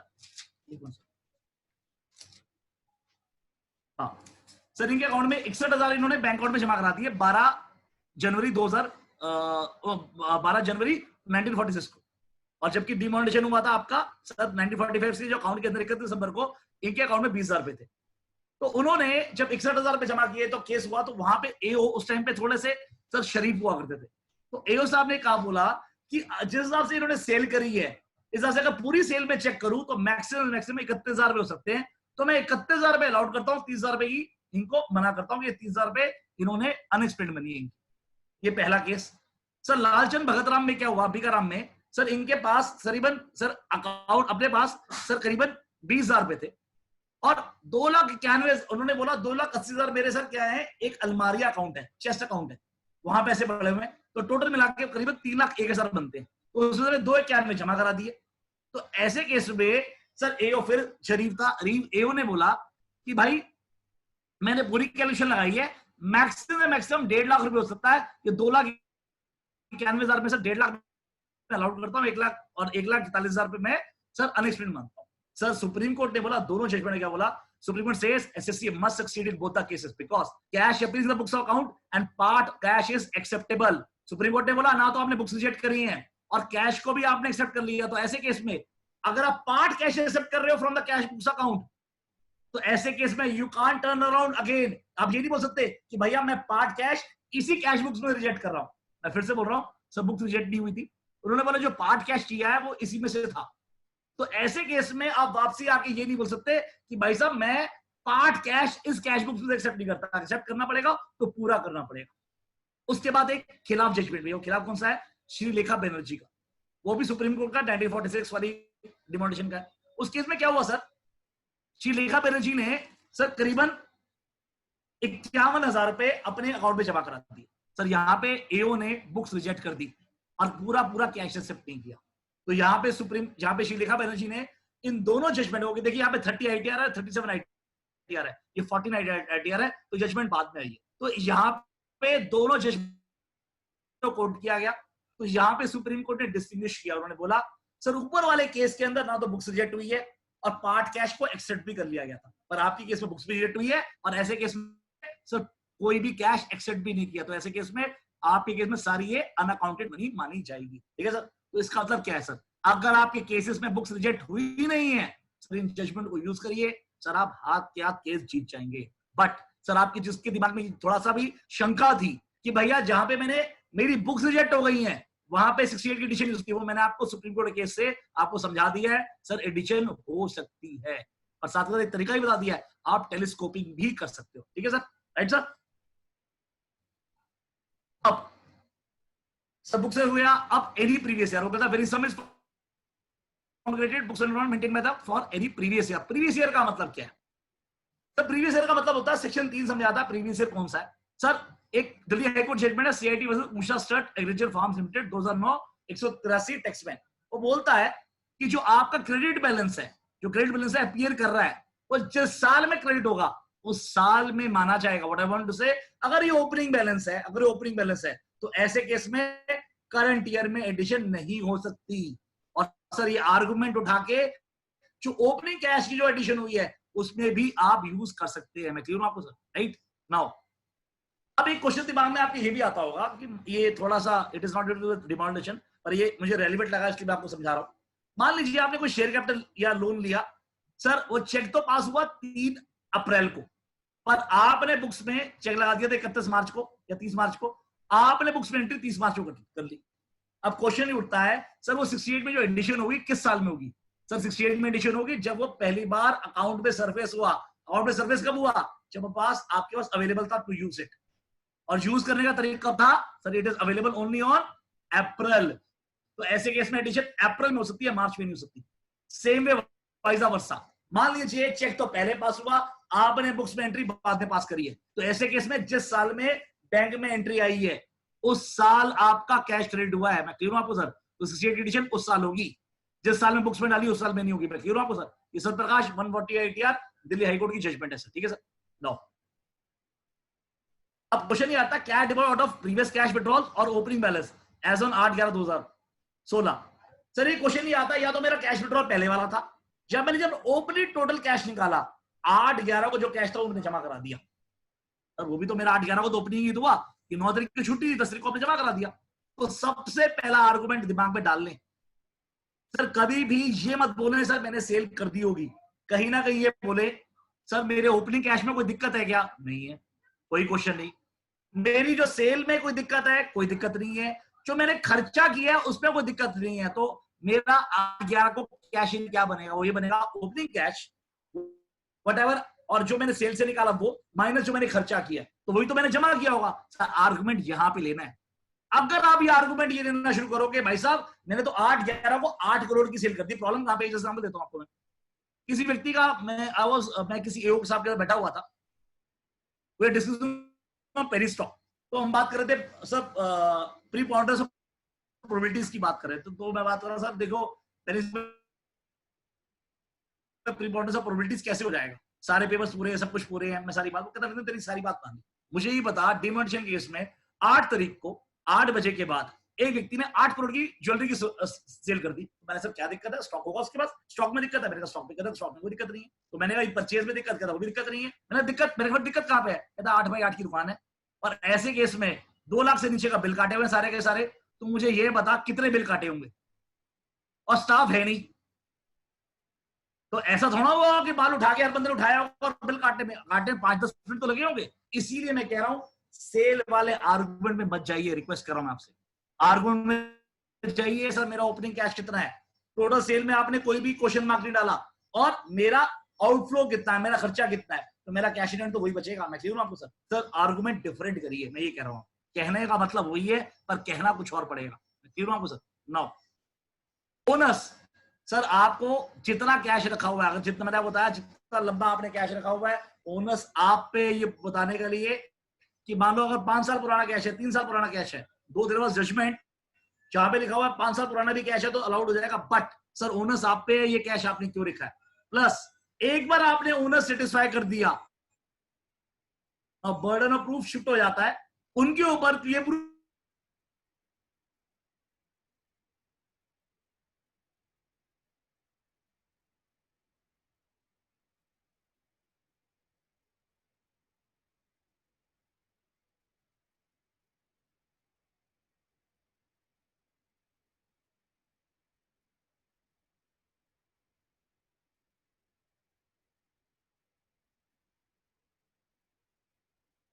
शेयर कैपिटल की बात करें, लोन की बात करें, तो आइडेंटिटी, क्रेडिटवर्थिनेस, जेन्युइननेस, 3 चीजें बोलता है। वो तो भाई पहले किसने पैसे दिए, जेन्युइननेस क्या है, मान लो गिफ्ट आया तो भाई क्या क्यों प्रेम प्यार क्यों दिया उसने, और एक क्रेडिटवर्थिनेस कि भाई उसके बाद इतने पैसे थे। क्वेश्चन ही उठता है क्या सेल्स के बारे में, जब सेल्स होगी तब ऐसे क्या मुझे सर ये तीनों के तीनों चीज प्रूव करनी पड़ेगी। Let me take an example. मान लीजिए मेरी ब्रेड पकौड़े की शॉप है, अब मेरे पास अब ये 4 बंदे नजर आ रहे हैं, मैं 4 बंदों का नाम लूंगा। ब्रेड पकौड़े की दुकान है, 100 रुपए का ब्रेड पकौड़ा बेच रहा हूँ। रजनीश गोयल जी मेरे सामने ब्रेड पकौड़े खाने आते, वो पैसे देते हैं 100 पहले बोलते हैं ब्रेड पकौड़े खिला देते हैं। मैं बोलता हूँ भाई साहब 1 मिनट रुक जाइए, क्या आप अपनी पहले इनकम टैक्स रिटर्न दिखाइए, साथ के साथ आधार कार्ड भी दिखाइए क्योंकि मैं जानना चाहता हूँ आप कौन है, साथ के साथ ये वाउचर है इस पे साइन भी करिए, और एक एफिडेविट दीजिए कि आपने मुझसे ब्रेड पकौड़े खाए हैं। क्या उनसे ब्रेड पकौड़े खाएंगे? What I want to say, can I ask these type of things with them? No. तो सेल्स के अंदर प्लीज ट्राई टू अप्रिशिएट, जहां पे शेयर कैपिटल है वहां पे रिलेशनशिप बहुत क्लोज है आपका, वहां पे onus to prove all this things is much much very important. जहां पे लोन दिया है वो भी बहुत ज्यादा जरूरी है सर, और जहां पे सेल्स करी है मैं उसने पैसे दिए, मैंने माल दिया है, ऐसे केस में मेरा ओनर सिर्फ पार्टी का नाम जानना है मैक्सिमम, और कैश सेल्स में वो भी जरूरत नहीं है, मैंने माल दिया बात। तो ऐसे केस में मेरे पास ओनर्स नहीं है, late us come to 114B की बात करते हैं, क्या रूल की क्या बात करता है, रूल्स क्या क्या बोलता है, क्या क्या चीज रखनी है। बोलता है 114B पैन नंबर में उस टाइम का रूल बता रहा हूँ, क्या बोल रहा है, पेमेंट टू अ होटल और रेस्टोरेंट अगेंस्ट अ बिल और bills at any one time, अगर 50,000 से ऊपर का बिल आया हो, payment in connection with travel और एनी फॉरेन कंट्री और purchase, payment of purchase of any foreign country at one time, ये 50,000 से ऊपर की बात करता है। सेल और purchase of any property 10 lakh की बात करता है। एनी द सेल और परचेज ऑफ गुड्स और services of any the nature, sir 2 lakh की बात करता है, 2 लाख से ऊपर। तो व्हाट आई वांट टू से, जहां पे सर मैंने माल 2 लाख से कम का बेचा, सर कहां पे उसने मेरे को बोला पैन नंबर तो बना कर रहे हो आप, कि पैन नंबर बदलियो चाहे, तो ऐसे केस में हाउ कैन आई से कि सामने वाला आएगा उससे मेरे को एक बोलना बोलिए भैया तू कहाँ का है, तू क्रेडिट वर्थिनेस क्या ले सकता हूँ, सॉरी। तो क्या जब आपने ही मुझ पे लायबिलिटी डाली कि to take all this evidences, तो ऐसे केस में how can you say like this कि मुझे ये सारी चीजें चाहिए थी। सर ये जजमेंट आई है आरबी जसाराम फतेह जंग, बॉम्बे हाई कोर्ट है, बहुत इंपॉर्टेंट जजमेंट है सिलेबस में। उन्होंने बोला है in the case of cattle share delivery of goods taken against the payment, it is hardly necessary for the seller to bother about the name and address of purchaser. Sir ये sir sugar sold के बारे में थी, sugar के बेचने के लिए उसने बोला आपको नेम और एड्रेस जानने की कोई जरूरत नहीं है, it is very very good judgment, और इस जजमेंट को आप हर जगह यूज कर सकते हैं। फर्दर ये बोलता है there was no necessity whatsoever for the assessee to have maintain the address of such customer also, sir ये भी जरूरत नहीं है, बॉम्बे हाई कोर्ट बोलता है। ऐसी किशोर जयराम भाई कन्हैया ये बात बोलता है, no liable to maintain address of such cash buyer. तो ओनली थिंग इज आप देखोगे कुछ कॉन्ट्री जजमेंट्स भी आ गई सर। एक आई हिमाचल प्रदेश हाई कोर्ट की जीएम एसेंशियल ऑयल्स, इसमें क्या हुआ सर, 1.5 करोड़ रुपए इन्होंने कैश जमा करा दिया, 415 आईटीआर 17, जब अभी हाल फिलहाल की जजमेंट है। तो उन्होंने जब सर 1.5 करोड़ रुपए कैश जमा करा दिया, उन्होंने बोला भैया हमने स्क्रैप बेचा था, उससे हमने कैश जमा करा दिया, और वो ये नहीं बता पाया ये भैया हमने बेचा किसको था, ये पार्टी का नाम भी नहीं बता पाए। तो ऐसे केस में सर उन्होंने बोला स्टेट में एडिशन होगी। सर सेम है पंजाब हरियाणा को एक कोर्ट सर 51 टेक्स्ट 137 दिया, पंजाब हरियाणा कोर्ट आपके ऊपर एप्लीकेबल है sir. It held where the assessee was appear to be suspicious the state can be invoked. और अभी एक जजमेंट आई है सर चंपालाल शाह, सर ये बॉम्बे आईटीएटी की जजमेंट है। हुआ क्या इस जजमेंट में 86 टेक्समैन 258 में सर केस एओ ने ज्वेलरी का इशू है, यहाँ पे करीबन सर 49.81 करोड़ की सर इसे ज्वेलरी बेच दी थी किसी को after purchasing property from jewellery of से 48.50। तो मोटा मोटा जो आया जीपी करीबन 1% से भी कम था, 1% के आसपास था जो भी था। तो ऐसे केस के अंदर सर हुआ क्या, सर सीआईटी में वो जीत गया, पर आईटीएटी में sir department start arguing this thing कि सर ये तो जिस बंदे से परचेज किया है वो हवाला और मनी लॉन्ड्रिंग एक्टिविटी कर रहा है। तो जब हवाला और मनी लॉन्ड्रिंग की बात आती है तो आईटीटी ने मुंबई आईटीटी ने इनकी एडिशन कर दी। What I want to say sir NRA Iron का इंपैक्ट पड़ गया। Though NRA Iron case is applicable to on share capital, अभी तो बॉम्बे हाई कोर्ट की जजमेंट भी आगे जहां पे उन्होंने बोला कि NRA Iron is applicable to share capital only, loan पे नहीं लगेगा। बट पर सर एनआरए में जो बात कर रहा है सबसे जोर फॉर्म, जहां पे ये प्रूव हो जाएगा, जहां पे जो डील कर रहे हो जिससे डील कर रहे हो वही उल्टे सीधे काम कर रहा है, एंटी ऑपरेटर है सर, हवाला कर रहा है, तो वहां पे एडिशन होने के पूरे चांसेस है। ये कैश सेल्स की बात नहीं हो रही सर, ये बात हो रही है जहां पे क्रेडिट पे हुई है और बाद में पेमेंट आई है। कैश सेल्स में तो आपको पता ही नहीं है कहां से आया, मैं क्यों ना आपको सर, पर आपको कैश सेल के अंदर बड़ी अमाउंट है, मैं बेट पकड़ने की बात नहीं कर रहा, अगर अमाउंट बड़ा है तो ऐसे केस में जैसे एग्जांपल लेते हैं, लेट अस डू वॉचेस या मोबाइल या कोई भी चीज जहां पे वारंटी कार्ड होता है, तो वारंटी कार्ड के अंदर आप वारंटी कार्ड में उसका नाम लिखते हो, थप्पा लगाते हो अपनी शॉप का, तो आप ये डिटेल रजिस्टर तो रखते होगे ना, ये शॉप मैंने ये वॉच इसको बेची, तो वो कॉपी तो रखनी पड़ेगी मेरे भाई। Are you getting point? क्योंकि आपने मान लो कोई बंदा हाइपोथेटिकली कोई और बंदा दूसरी वारंटी लेके आ गया जो जबकि वहां से बिकी नहीं, तो वो आप कैसे प्रूव करोगे? तो ये चीज तो प्रूव आपको करनी पड़ेगी। मैं क्लियर हूं आपको सर? तो पार्टी का नाम, वॉच का नाम, नंबर और ये सब डिटेल तो आएगी। मैं एग्जांपल लेके दे रहा हूं, तो हर ट्रेड में कुछ ना कुछ चीजें ऐसी हो सकती हैं जहां पे आपको एटलीस्ट एड्रेस रखना पड़ जाए। मैं क्लियर हूं आपको सर? नाउ उसके बाद may be charge to the income tax. अब इश्यू में आता है क्या deposit on account of cash can be added under sir section 68 also, मतलब अगर सेल्स में एडिशन हो गई, क्या 68 में भी एडिशन हो पाएगी? मतलब डबल टैक्सेशन हो सकता है? यस और no? Answer is emphatic no. Please read this.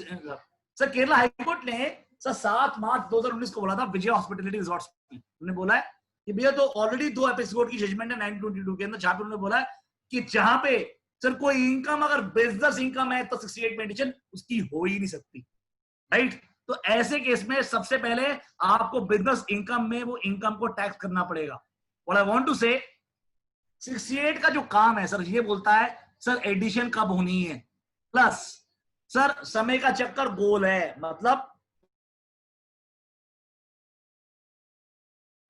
Income जो होगी पहले 5 हेड में चेक करोगे, 5 हेड में चेक करोगे कहां पे टैक्स हो सकती है। अगर 5 हेड में टैक्स नहीं हो पाई उसके बाद आप 68 69 की फैमिली में जाओगे। सर रिवर्स नहीं घुमाओगे घड़ी को, ये नहीं कि इनकम है पहले 68 69 की घड़ी घुमा ले, उसके बाद 5 हेड चेक करने, पहले 5 हेड चेक करने हैं, उसके बाद 68 और 69 की फैमिली में जाना है अगर वहां पे फिट नहीं हो रही तो, ठीक है sir.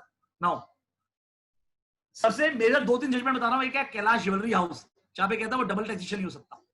Sir Kailash jewellery house में क्या केस है सर? एक कैलाश ज्वेलरी हाउस है और एक जजमेंट है सर विशाल एक्सपोर्ट्स,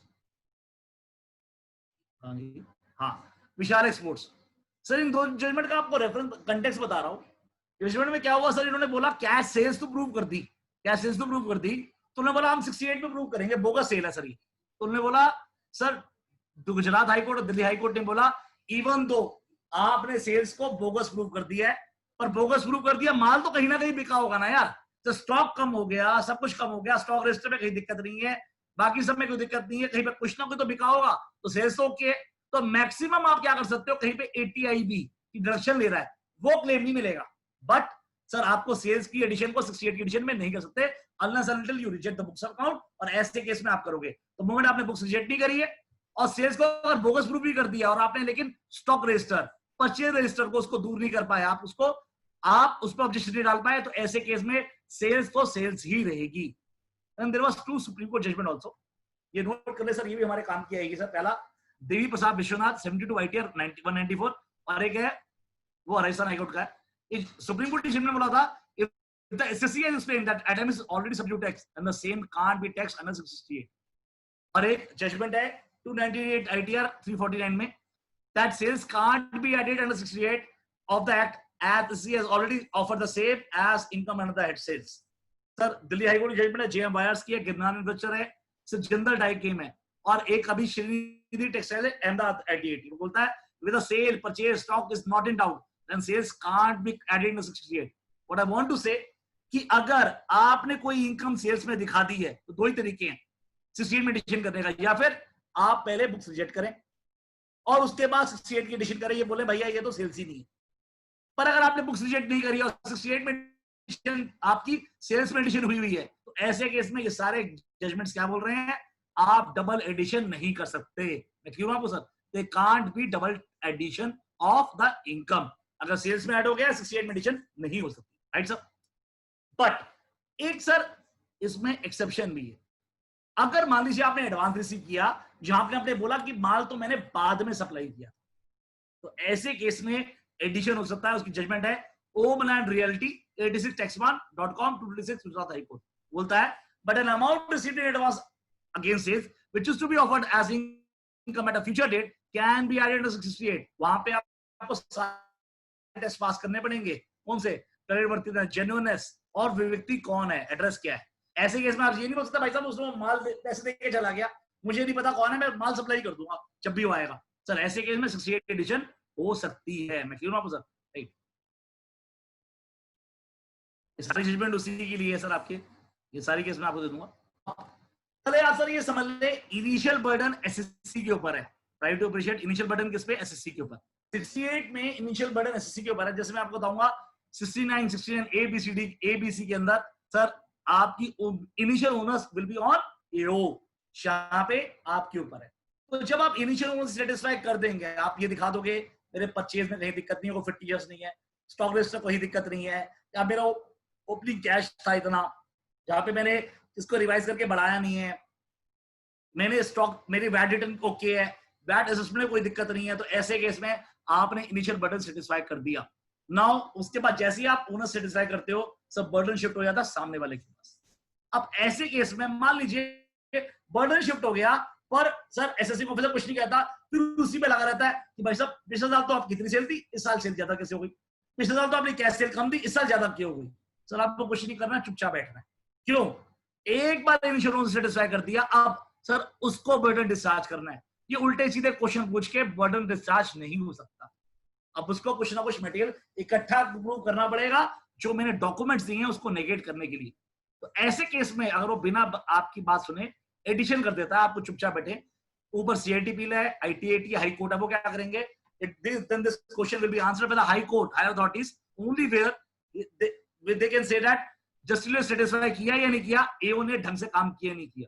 दूसरी बात सर, एओ को ना केवल जो डिस्क्रिप्शन है, देखिए वर्ड लिखा हुआ मे, जो वेट चाहे आप 50C में है, चाहे 56 to 7B है, चाहे 68 है, 69 है। सर ये मे का मतलब मर्जी का मालिक नहीं है, बेलगाम घोड़ा नहीं है कि जो मर्जी कर ले। मे का मतलब आपको जो डिस्क्रिप्शन है वो यूज करना है विद जस्टिस, इक्विटी और गुड कॉन्शियस से। क्लियर हो आपको सर? तो सारे काम प्रॉपर करने हैं। अगर उसने ये काम नहीं किया तो आप मान के सीआईटीपी आईटीटी में 100% जीत जाएंगे। बट एक बॉम्बे हाई कोर्ट का एक सटायर था, वो मैं आपको बता रहा हूँ। तो बॉम्बे हाई कोर्ट ने एक सटायर दिया था ग्रुप एच मीडिया केस में। उन्होंने बोला था हमें लगता है कि दो तरह के, एक एसएससी को दो लोगों को सेटिस्फाई करना पड़ता है, एक डाइटी और प्रीस्ट। डाइटी कौन है? इनकम टैक्स एक्ट, और प्रीस्ट कौन है? एओ। तो ऐसे केस में वो कहता है यार दोनों को सेटिस्फाई करता हुआ रहा था। It is basically satire, not to be used in आगे जजमेंट में, राइट? मैंने क्या बताया? It is very difficult to make additional 68। कब स्टॉक एग्जिस्ट करता है, स्टॉक रजिस्टर मेंटेन है, not prove any backdating, books accept की हैं, जीपी एक्सेप्ट कर लिया गया है, proper invoice was issued, VAT properly charge and paid, VAT return proper, not revise post demonetisation, VAT assessment order, no issue raised by the department. Are you getting point? अगर ये सारी चीजें prove कर दे तो आपने उन्हें सेटिस्फाई कर लिया। और टेक माय वर्ड, अगर आप इनमें से कोई डॉक्यूमेंट ऐसा लगता है आपको जमा नहीं कराया, तो सर रूल 46A के अंदर के हिसाब से सर एडिशनल एविडेंस फाइल करिए विद द सीआईटी। सीआईटी के पास इनॉर्मस पावर है अंडर सेक्शन 251। तो ऐसे केस में कोई भी एविडेंस आप देंगे तो मैक्सिमम से मैक्सिमम क्या कहेगा सर, वो क्या करेगा सर, डॉक्यूमेंट को रिमांड रिपोर्ट के लिए सर ईओ के बाद भेज देगा, राइट? कि ये प्रूव करने के लिए भैया क्या ये एडमिट करना चाहिए नहीं करना चाहिए। 99.99% केस में वो बोलेगा भाई साहब ये तो मुझे दिखाया है नहीं, एडमिट ना करो, पर वो 110% वो एक्सेप्ट करेगा और it will take care of that thing. तो कोई डॉक्यूमेंट इनमें से अगर आपने नहीं जमा किया तो प्लीज इंश्योर करें कि सीआईटी बिल के पास कागज जरूर जमा करा दे, राइट सर? नो, अब आता है सर एक issue, compulsory addition of cash deposit section 68 read with 115 BB. Sorry sir, होता क्या जब आप कोई सरेंडर या सर्वे या सर्च होता है तो उस केस में सरेंडर कर दिया जाता है। जब सरेंडर कर दिया जाता है तो 115 बीबी लगता ही लगता है। क्वेश्चन ये उठता है कि भाई 115 बीबी में जब सर्च और सर्वे हो तो स्टेटमेंट लिखनी कैसे चाहिए या सरेंडर करना चाहिए, कैसे करना चाहिए? सर ये प्लीज ध्यान रख ले, नो डाउट आज सर्च एंड सीजर का सीजन नहीं है, पर ये डिमोनेटाइजेशन का पार्ट है, तो स्टेट की बात करें तो इसकी बात ना करें तो सर बेकार की बात हो जाएगी, पूरा काम स्टेट पूरा नहीं होगा।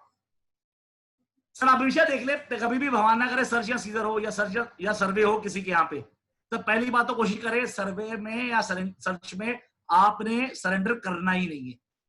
अगर किसी वजह से मान लो कोई फैक्ट ऐसे से अगर आपको सरेंडर करना भी पड़े तो सरेंडर कैसे करें? सरेंडर दो तरीके से होता है, या तो आप एसेट्स का करेंगे या फिर आप इनकम का करेंगे। एसेट्स का मतलब क्या हो सकता है कि भाई साहब ये मैंने प्रॉपर्टी ली थी, ये लैंड ली थी, ये मैंने बिल्डिंग बनाई थी, ये एसेट्स का है।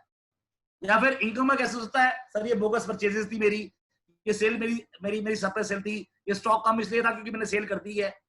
तो हमेशा कोशिश करनी है सर आपने सरेंडर हमेशा इनकम का होना चाहिए।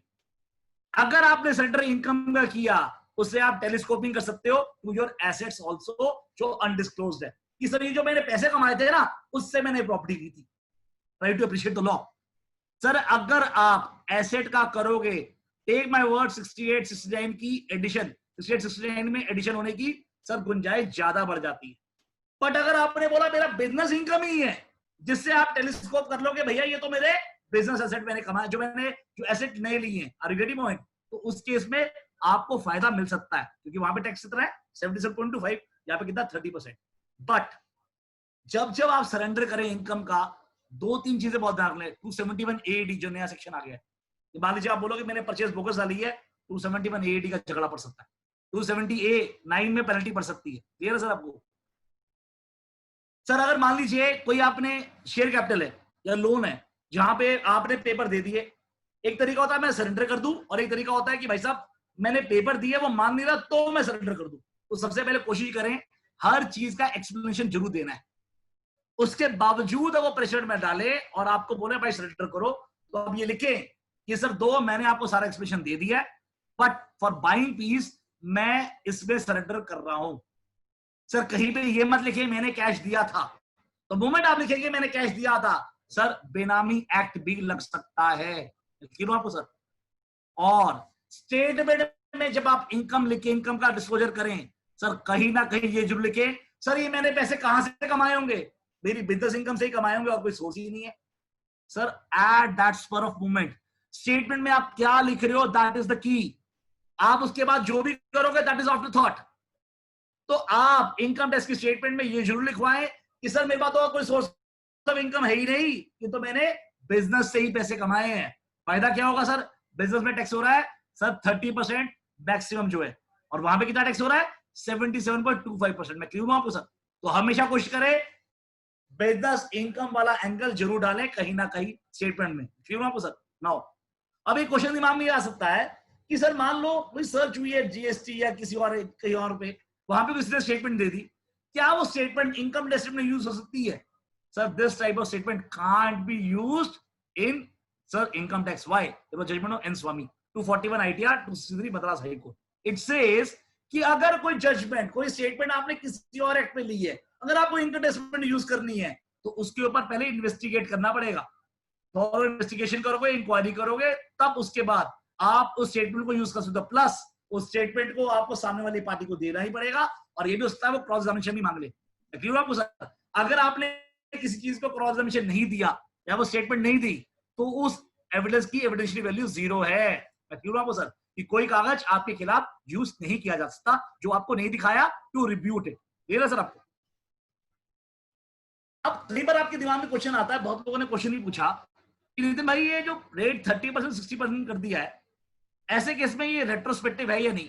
क्या मैं अगर मान लीजिए मैंने कैश 8 नवंबर के बाद जमा किया, पर जमा किया 15 दिसंबर से पहले, क्योंकि ये नोटिफिकेशन आया था 15 या 16 दिसंबर को आया था, तो ऐसे केस उससे पहले आया था, क्या 30% लगना चाहिए 60% लगना चाहिए? सब please try to appreciate. Sir ये नोट कर लें, चार्ज पहले से था, सर चार्ज पहले से था, तो रेट बढ़ाने की ऑलरेडी पावर है गवर्नमेंट के पास। उसने 30 का 60 किया, कहीं कोई दिक्कत नहीं। मैं फिर से बोल रहा हूं 68 सेक्शन तो पहले से था। अगर चार्ज पहली बार आया होता तो आप बात कह सकते थे सर आप रेट्रोस्पेक्टिव अमेंडमेंट नहीं कर सकते। बट सर 2 आर्गुमेंट है जिसकी वजह से सर ये रेट्रोस्पेक्टिविटी हट सकती है, जो आप क्लेम करना चाहिए आपको, आपकी सीआईटी बिल में भी आपको ये डालना चाहिए। That could be alternative ground कि मैक्सिमम एडिशन भी होनी चाहिए और 30% भी होनी चाहिए। क्यों? पहला तो देखो आर्टिकल 300A जो बोलता है कि किसी प्रॉपर्टी का एक्विजिशन करना है या कॉन्फिस्केशन करना है, it can't be without authority of law. Though article 300A is not fundamental right, it is a constitutional right, but आप किसी भी चीज को कॉन्फिस्केट नहीं कर सकते। हो क्या रहा है, आपने रेट 77.25 कर दिया, इट इज नथिंग बट एक्सप्लॉइटरी, या फिर आप कॉन्फिस्केशन है। तो ऐसे केस में सर गुजरात हाईकोर्ट और राजस्थान हाईकोर्ट ने ऑलरेडी सर इनके ऊपर स्टे लगा दिया है और ये बोल दिया है कि भैया आप इसका जवाब दो। भैया अभी कोविड-19 ना चल रहा होता तो अभी मान के चलिए जजमेंट आ चुकी हो। प्लस साथ के साथ एक जजमेंट बता रहा हूं, Vatika township, sir supreme court judgment 2003 में आई थी। वाटिका टाउनशिप में सुप्रीम कोर्ट ने बोला था कि अगर आपको कोई रेट्रोस्पेक्टिव अमेंडमेंट करनी है तो एक्सप्रेसिव लिखना पड़ेगा। What I want to say, this ordinance has came on 16th of December। तो सर जब आप 16 दिसंबर लिख दिया, आपने असेसमेंट लिख दिया, सर 17-18 से लगेगा। 17-18 का मतलब अगर कोई काम मैंने 31 मार्च को भी किया तो भी 17-18, जनवरी में किया तो भी 17-18, अगर मान लीजिए 15 दिसंबर को तो भी 17-18। तो कहां आपने एक्सप्रेसली लिखा है कि एप्लीकेबल 1 अप्रैल 2016 से होगा? तो सिंस यू हैवंट रिटन 1 अप्रैल 2016 से नहीं होगा, इस वजह से sir you can always argue it is not retrospective. अब साथ का 2 जजमेंट ही बता रहा हूं सर, साइटेशन मैं आपको भेज दूंगा, मेरे से मिस हो गई है, साइटेशन मैं आपको लिखवा देता हूं, ढूंढ लीजिएगा, वरना मैं आपको कल परसों तो भिजवा दूंगा। एक जजमेंट है सर, ये कौन से पॉलिटिकल बंदे हैं जो अभी कांग्रेस से बीजेपी में आए हैं, ये ग्वालियर से हैं, सिंधिया, हाँ यस सर। एक केस है सिंधिया स्टीम नेविगेशन, और ये मैं 1940s की बात कर रहा हूं सर। हुआ क्या था, इनके पास एक शिप था अल Medina.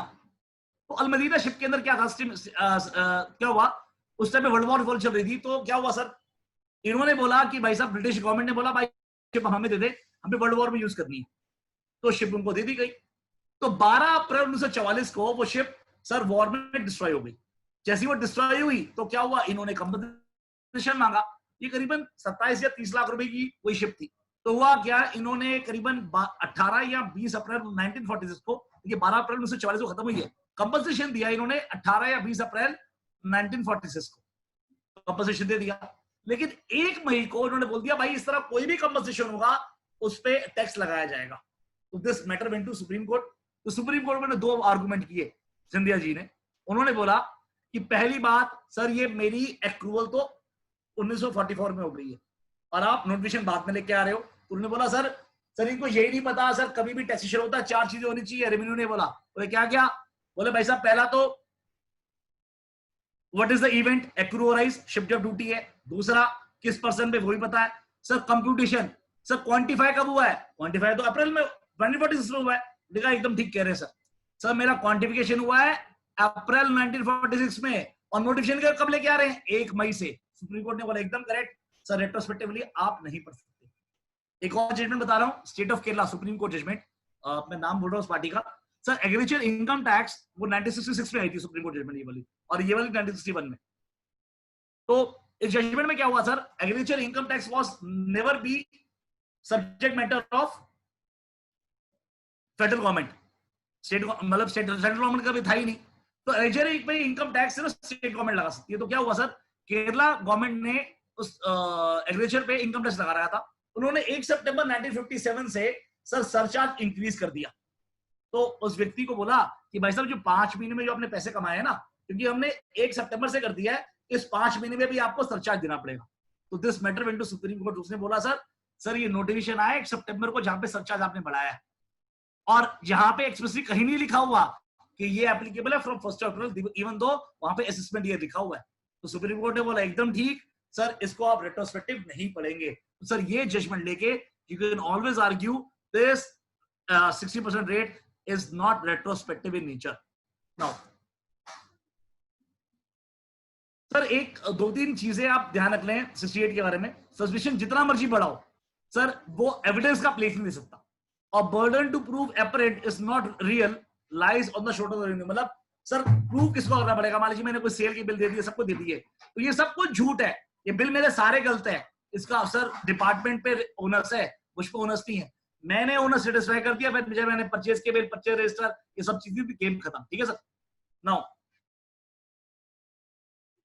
Late us come to 69A। 69A और 69 में मैं फर्क समझा देता हूं आपको।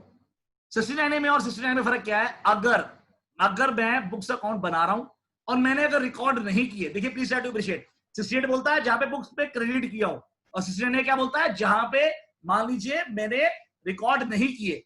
तो सबसे पहले सर डिपार्टमेंट को ये प्रूव करना पड़ेगा ये जो एसेट है या फिर ज्वेलरी है या मनी बुलियन है, ये मैंने अपने बुक्स अगर मैंने मेंटेन किए तो वहां पे मैंने डाले नहीं। तो ऐसे केस में सर ये बुक्स अकाउंट मैंने अगर प्रूव नहीं किया तो ऐसे केस में 68, 69 ये तभी लगेगा। उसके बाद मान लीजिए मैं कोई चीज किसी के यहाँ सर्च हुई और मान लीजिए कोई चीज पकड़ी गई, और ऐसे केस में देखिए 69 क्या बोलता है, is found to be the owner.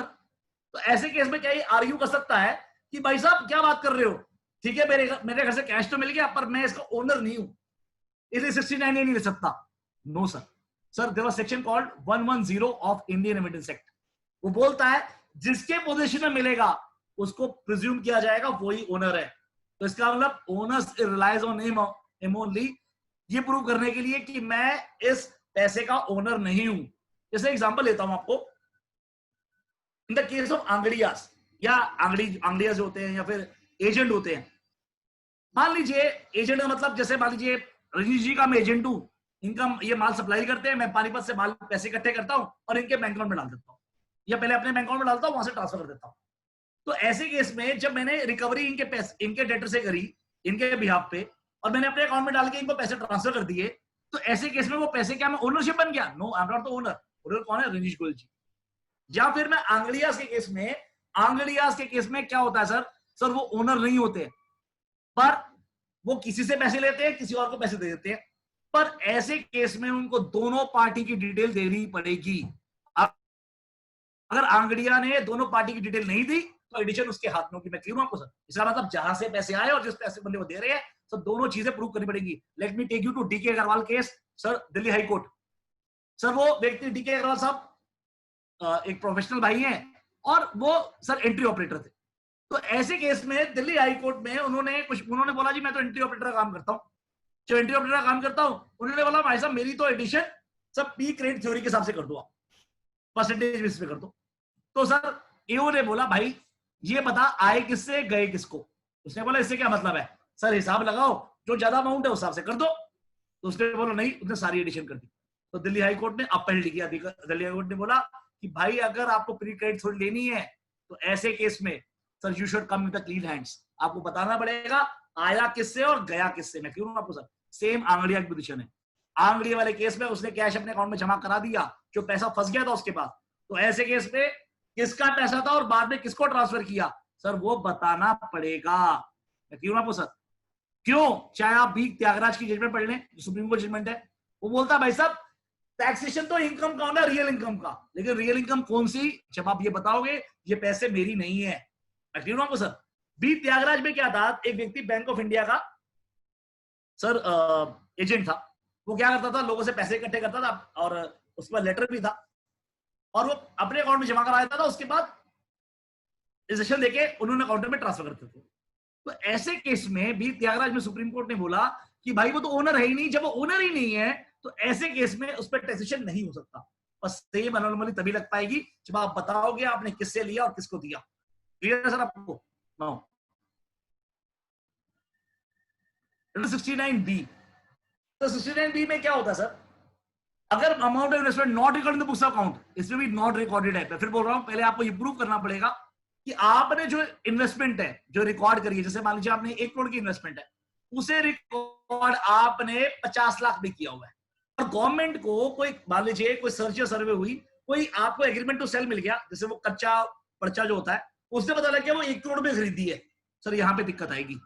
But सिर्फ अगर आपने 50 लाख में कोई चीज परचेज कर ली और वैसे वो 1 करोड़ रुपए की थी और गवर्नमेंट के पास कोई ऐसा डिपार्टमेंट कोई ऐसा पेपर नहीं है जिससे ये प्रूव हो पाए कि आपने 1 करोड़ रुपए दिए, तो 69B में एडिशन हो सकती है। इसमें एग्जांपल देता हूं आपको। मान लीजिए मैंने कोई पेंटिंग मान लीजिए बाजार से परचेज कर ली, 5000 की परचेज करी और ये लगा कि भैया ये MF हुसैन की बोली है, तो मैंने कहा यार फेक है, कोई दिक्कत नहीं, 5000 में कोई दिक्कत नहीं है। अब मैं ले आया, 5000 की ले आया। अब नंदवानी साहब, सबको पता है पेंटिंग के बहुत बड़े एक्सपर्ट है, तो नंदवानी साहब ने मेरे घर पे आए, पेंटिंग चेक करी, बोला यार ये तो ओरिजिनल लग रही है। लेकिन नितिन चेक करवाए से इन्होंने चेक करवाई तो सच में वो MF हुसैन की ओरिजिनल पेंटिंग थी। अब वो पेंटिंग की वैल्यू 50 लाख रुपए की हो गई। तो ऐसे केस में सर मेरी एडिशन 50 लाख की नहीं हो सकती, क्योंकि मैंने एक्चुअली सर फड़ी से तो खरीदी है, नीचे कबाड़ी से खरीदी है, आर्ग्यूमेंट पॉइंट। पर अगर केस उल्टा करते हैं, मैंने 50 लाख की एक पेंटिंग खरीद ली और वो मान लीजिए मैंने ये मान के चला कि MF हुसैन की है, पर बाद में वो फर्जी निकली। पर ऐसे केस में मैंने अगर 50 लाख 2 नंबर के दिए हुए हैं और अभी आज चाहे उसकी वैल्यू 5000 रुपए की है, तो एडिशन मेरी सर 50 लाख के हिसाब से होगी। मैं क्लियर हूं आपको सर? अब एक क्वेश्चन ये भी आएगा आपके दिमाग में, जैसे 50C, जैसे जो माल बेचता है उसकी तो 50C में एडिशन हो जाती है, तो अगर उसकी 50C में एडिशन हो गई तो क्या मेरी 69B में एडिशन होगी? No, answer is no. What I want to say, जिसने माल बेचा वो तो 50C में कवर होगा, तो मेरी मैक्सिमम एडिशन 56,210 जो अब आ गया है उसमें हो सकता है अगर ये प्रूव हो पाए तो। पर 69B में आपको एक्चुअली प्रूव करना पड़ेगा कि सच में मैंने इतना कैश दिया है या फिर आउट ऑफ द बुक्स पैसे दिए हैं। मैं क्लियर हूं आपको सर? राइट। अब let us come to 69C। 69C में एक इशू जो बहुत इंपॉर्टेंट है, जो लोग बहुत बड़ी गलती करते हैं, वो समझ लें सर। पहला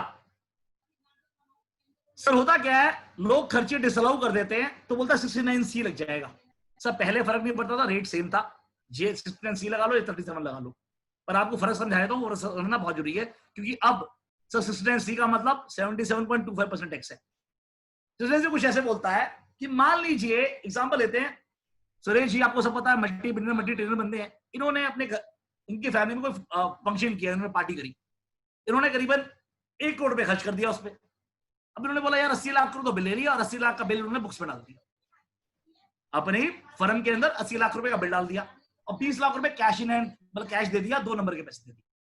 अब ऐसे केस में अगर ये पता लग गया वो 1 करोड़ रुपए का बिल है और 1 करोड़ की पेमेंट हुई है, तो जो 80 लाख का जो खर्चा डिसअलाउ होगा वो 37 में होगा, और जो 20 लाख का कहां से होगा, वो 20 लाख का कहां से होगा भैया, वो होगा 69C में। मैं फिर से बोल रहा हूं सर, 80 लाख का खर्चा आपने बुक्स में डाल दिया क्योंकि वो खर्चा आपके सब बिजनेस प्रोफेशन के लिए नहीं था, वो पार्टी आपने घर की पार्टी करी थी, तो आपका सेक्शन 37 का टेस्ट पास नहीं होता, होली और एक्सक्लूसिव होता बिजनेस, तो 80 लाख का खर्चा कहां पे डिसअलाउ होगा, वो खर्चा डिसअलाउ होगा 37 में, जबकि जो 20 लाख रुपए ओवर एंड अबव जो आपने कैश दिया है वो खर्चा आपका एडिशन होगा 69C में। ठीक है सर आपको। नाउ अब एक नई चीज जो शायद आपने कभी देखी नहीं होगी, पहला क्वेश्चन ही उठता है यार ये हेड ऑफ इनकम क्या है, हेड ऑफ इनकम क्या है, तो बहुत सारी जजमेंट यहाँ पे वो है, वो ये कहता है भाई साहब जहां से मेजरली पैसा कमाया इनकम का हेड तो वही बनेगा, ये हेडलेस इनकम नहीं है।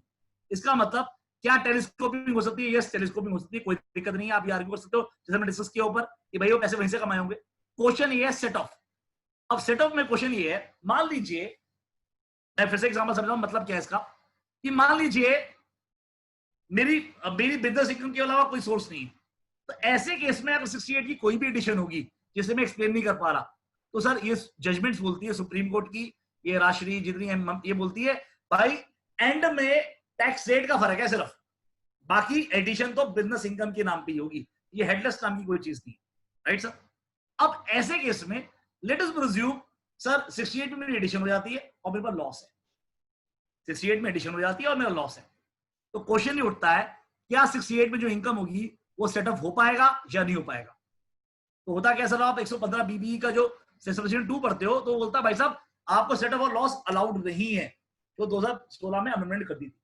तो क्वेश्चन ये उठता है कि सर अगर क्या करेंगे, तो सर ऐसे केस में आप चेक करोगे, पहला आपका बिजनेस 1 है या 2 है, अगर बिजनेस 2 है तो ये बात सही है सर, वो बात करता है किसकी बात करता है, सेक्शन 70 या 71 की इंट्रा हेड या फिर इंटर सोर्स की बात करता है, सेट ऑफ नहीं हो पाएगा। बट जहां पे बिजनेस आपका एक ही है तो इसका मतलब वो बिजनेस इनकम भी वहीं से है, तो ऐसे केस में अगर उसमें लॉस आ रहा है और इस पे 68 की एडिशन हो रही है तो आपका सेट ऑफ का मतलब नहीं है, वो तो वहीं पे सर 0 हो जाएगा। मैं क्लियर हूं आपको। उसके बाद जो ओवर एंड अबव अमाउंट बच जाएगा सिर्फ उस पे सर 77.25 टैक्स लग पाएगा। मैं फिर से बोल रहा हूं, अगर आपका बिजनेस 1 है बिजनेस 2 नहीं है, तो ऐसे केस में उस बिजनेस में अगर आपका लॉस आ रहा है तो 68 में आप आर्ग्यू कर सकते हो, 69 में आप आर्ग्यू कर सकते हो कि सर आप इसको पहले सेट ऑफ करिए, उसके बाद आप 115 बीबी लगाइए, बिकॉज सेट ऑफ वाला जो वर्ड है सेक्शन 70 और 71 में ही कवर होता है, जहां पे वो इंट्रा हेड या फिर इंटर सोर्स की बात करता है, और जहां पे सोर्स ही एक है तो वहां पे इंटर सोर्स नाम की क्या चीज होगी। मैं क्लियर हूं आपको सर, राइट। आई बिलीव मैंने कोशिश करके काफी चीजें कवर कर ली है। अब किसी का कोई भी क्वेश्चन हो you can ask me anything. हाँ जी भैया, नंदवानी साहब, भूपेंद्र जी, नंदवानी साहब से पूछता हूँ कहाँ। हाँ जी भैया, कोई भी क्वेश्चन हो भैया पूछ ले भैया, कोई दिक्कत नहीं है। चैट बॉक्स नितिन भैया एक ना ग्रुप चैट में वो क्वेश्चन आया हुआ है sir, how long SSC can hold cash assessed withdraw rupees 38 lakh 2 year back and deposited rupees 90 lakh now in Rakesh Arora ji ने पूछा हुआ, समझ में, देख लीजिए भैया। जी जी जी, वो ये कह रहे हैं कि 2 साल पहले कैश विड्रॉ किया हुआ था। राकेश अरोड़ा जी का क्वेश्चन है कि how long SSC can hold cash, SSC withdraw 38 2 years back, deposited 90 lakh now in bank, but AO rejected this plea to say that why cash is held for such long period। तो मैंने आपको बताया sir, जितना बड़ा period होगा owners उतना ज्यादा आपके ऊपर होगा। तो सर आपको ये तो प्रूव करना पड़ेगा कि 38 लाख रुपया कैश आप क्यों रख के बैठे हो, राइट। या फिर आप कुछ भी बताओ।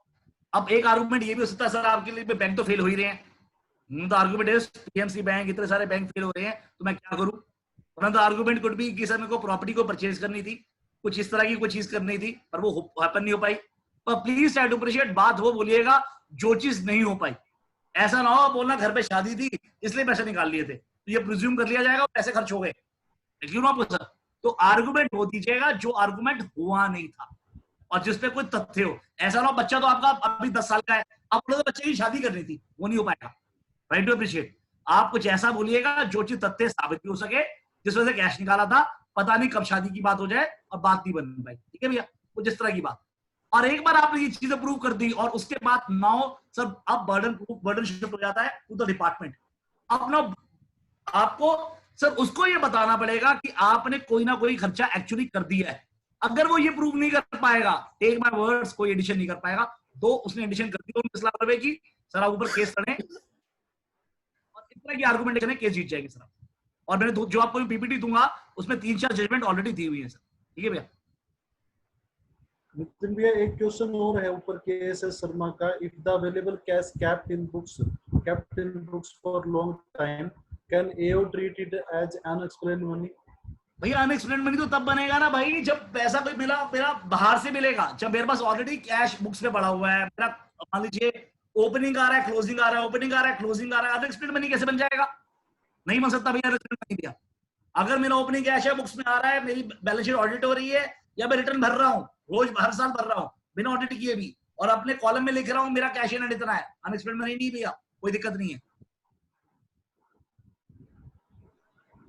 और भैया कोई क्वेश्चन मेंबर का अगर जी सर किसी ने कुछ और क्वेश्चन पूछना हो सर मैं एक कैवियट दे देता हूँ, या तो मैंने इतना खराब पढ़ाया किसी को समझ में नहीं आया, या इतना खराब पढ़ाया सबको समझ में आ गया।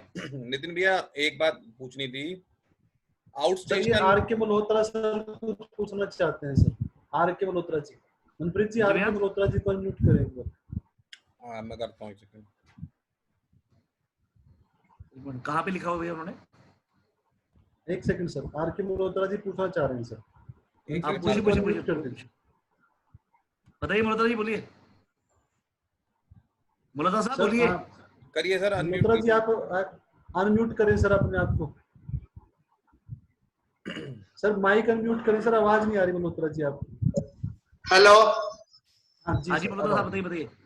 अच्छा सर, हमारे केस में आईटीओ ने ना तो बुक्स रिजेक्ट की ना मांगी जी भैया, उसमें ओपनिंग स्टॉक आ रहा था, फिर उसकी कैश सेल दिखाई गई और वो कैश बैंक में जमा हुआ, उन्होंने एडिशन कर दी।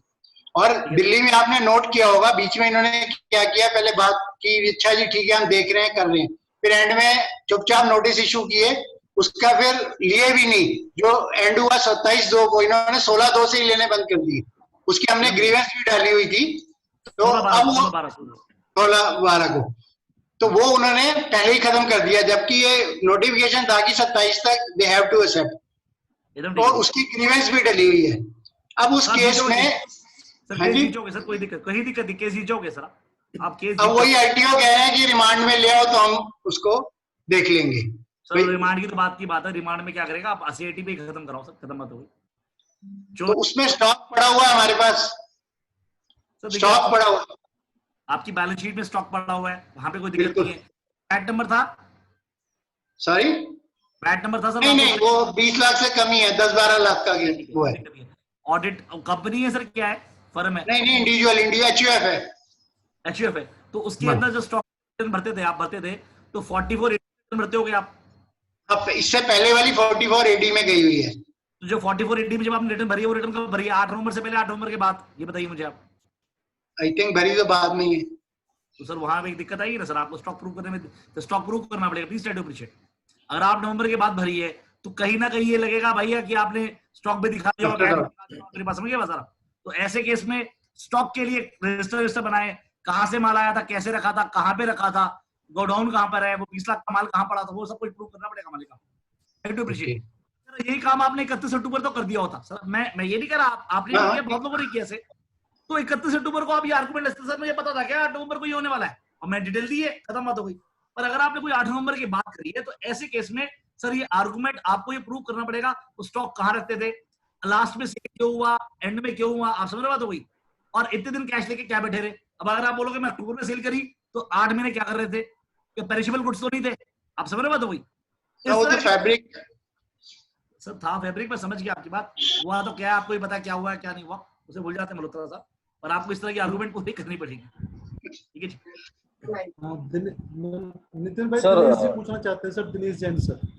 Good evening sir, Dinesh Jain Pune से बात कर रहा हूँ। एक अपना ये डिमोनेटाइजेशन के टाइम पे अगर असेसमेंट के अंदर एसएससी को नोटिस आता है कि कैश डिपॉजिटेड, एक्चुअली उसका दूध का धंधा है, दूध का, और उस समय दूध और मेडिसिन वालों को ही अलाउड था कैश, पेट्रोल पंप वालों को इनको अलाउड था कैश का फॉर द पीरियड अलाउड। तो एक्चुअली पूरे ईयर के अंदर का अगर हम टर्नओवर, प्रीवियस टर्नओवर भी देखा जाए तो 20 लाख 25 लाख के ऊपर कभी नहीं गया है, पर उस 3 महीने के पीरियड में उसका टर्नओवर बहुत 60 लाख के ऊपर चला गया है। तो ये वो कहना ऐसा है, या तो प्रीवियस जो टर्नओवर है वो आपके बोगस है, या आपके ये 60 लाख के आपने किसी और के पैसे डाले हुए हैं, तो उस केस में कैसे रिप्रेजेंट करना चाहिए?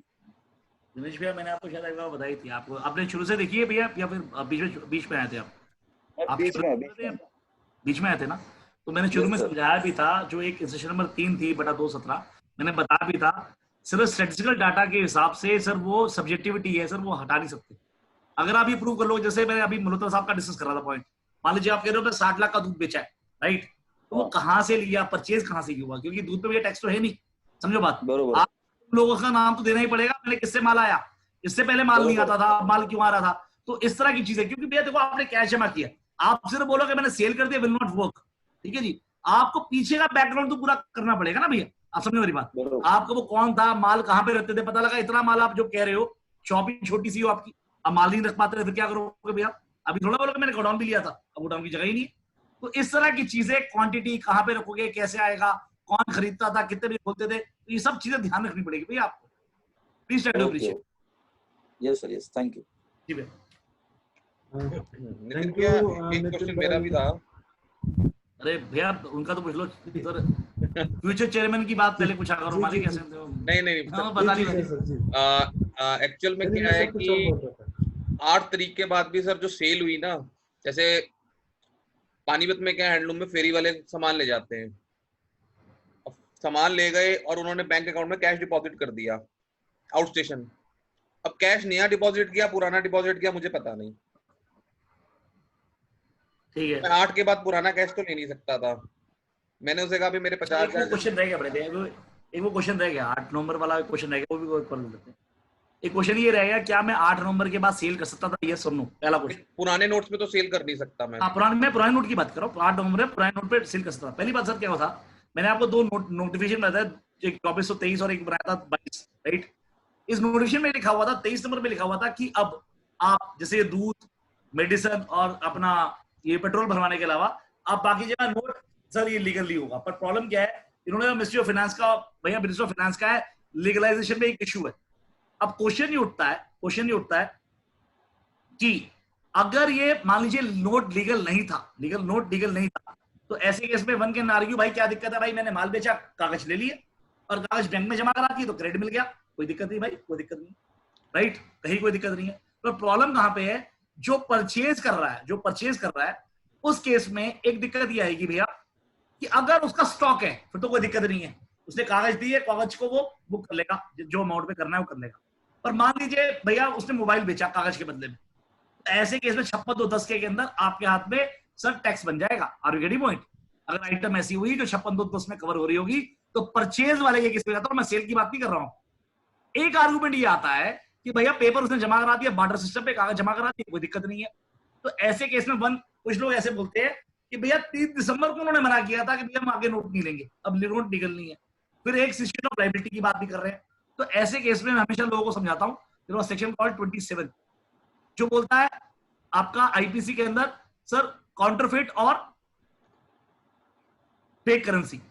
तो ऐसे केस में कुछ लोग आर्ग्यू करते हैं कि भाई ये नोट मैंने घर पे तो छापे नहीं, मैंने फेक करेंसी तो छापी नहीं, तो ऐसे केस में ये तो नोट वही थे, महात्मा गांधी वाले नोट थे, आरबीआई के नोट थे, मैंने जमा करा दिए।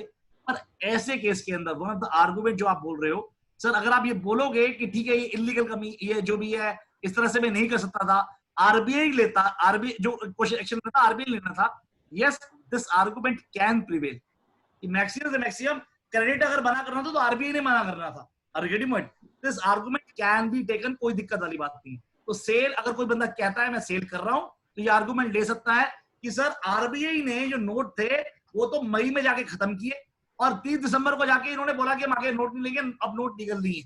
और एक मैंने आपको बताया एक एक्ट भी आया जो मैंने सबसे पहले लाइन में दिखाया था sir, situation of liability act argument, ये कम आया मई 2017 के अंदर। तो ऐसे केस में एक आर्गुमेंट ये लिया जा सकता है कि भैया मैं सेल कर सकता था, बट ऐसे केस में सर अगर वो एडिशन कर रहा है, मैं फिर आपको कह रहा हूं सेल आप कर रहे हो, प्रूफ तो आपको करना ही पड़ेगा। भैया मैंने सेल, पार्टी का नाम तो बताओगे। सर आप ब्रेड पकौड़े बेच रहे हो तो कोई दिक्कत नहीं है, आई डू अप्रिशिएट। बट अगर आप घड़ी बेच रहे हो, मोबाइल बेच रहे हो, जहाँ पे वारंटी का काम है, आप मान लो वाइट गुड्स बेच रहे हो, जैसे टीवी की बात कर रहे हो, तो टीवी में इंस्टॉलेशन तो की होगी आपने, भेजा तो होगा, नाम तो लिखते हो, वारंटी में नाम तो लिखते हो, तो वो चीजें मेंटेन करनी पड़ेंगी भैया आपको।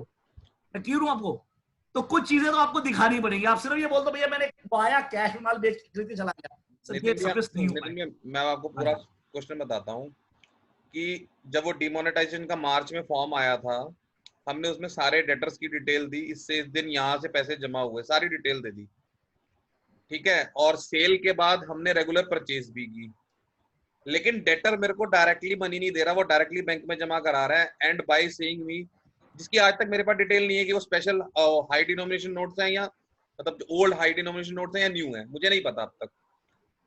अब एओ कहता है कि जी या तो मुझे बाइफर्केशन करके लाओ तब मैं मानूंगा। मैंने कहा बाइफर्केशन बैंक तो मुझे देता नहीं, you should write a letter to them. उसने लिखा, उसे भी नहीं मिली, उसे भी नहीं मिली अब तक। ऑन द जस्ट एक जस्टिफिकेशन की भाई ये एडिशन है, तो उसने एडिशन कर दिया और सेक्शन 68 में ऐड करके 77.25 उसने लगाना ही था। इसमें आर्ग्यू मेरा ये था कि हम उसकी बात से एग्री करते हैं कि चलो पुराने नोट नहीं जमा होने थे, बट क्योंकि अगर पुराने नोट जमा होते हैं तो वो आगे रिपोर्ट करते हैं कि सर उन्होंने पुराने नोट लिए हैं एंड आगे जिसने उसका एक्शन लेना है वो ले सकता है, इसका तो कोई रोल है नहीं यहाँ पे। बट सर मैं ये कैसे प्रूव करूं कि वो पुराने थे नहीं थे, यहाँ तो केस ही खत्म हो जाता ना। तो मनप्रीत में उल्टा कहता हूँ आपको, खत्म बात।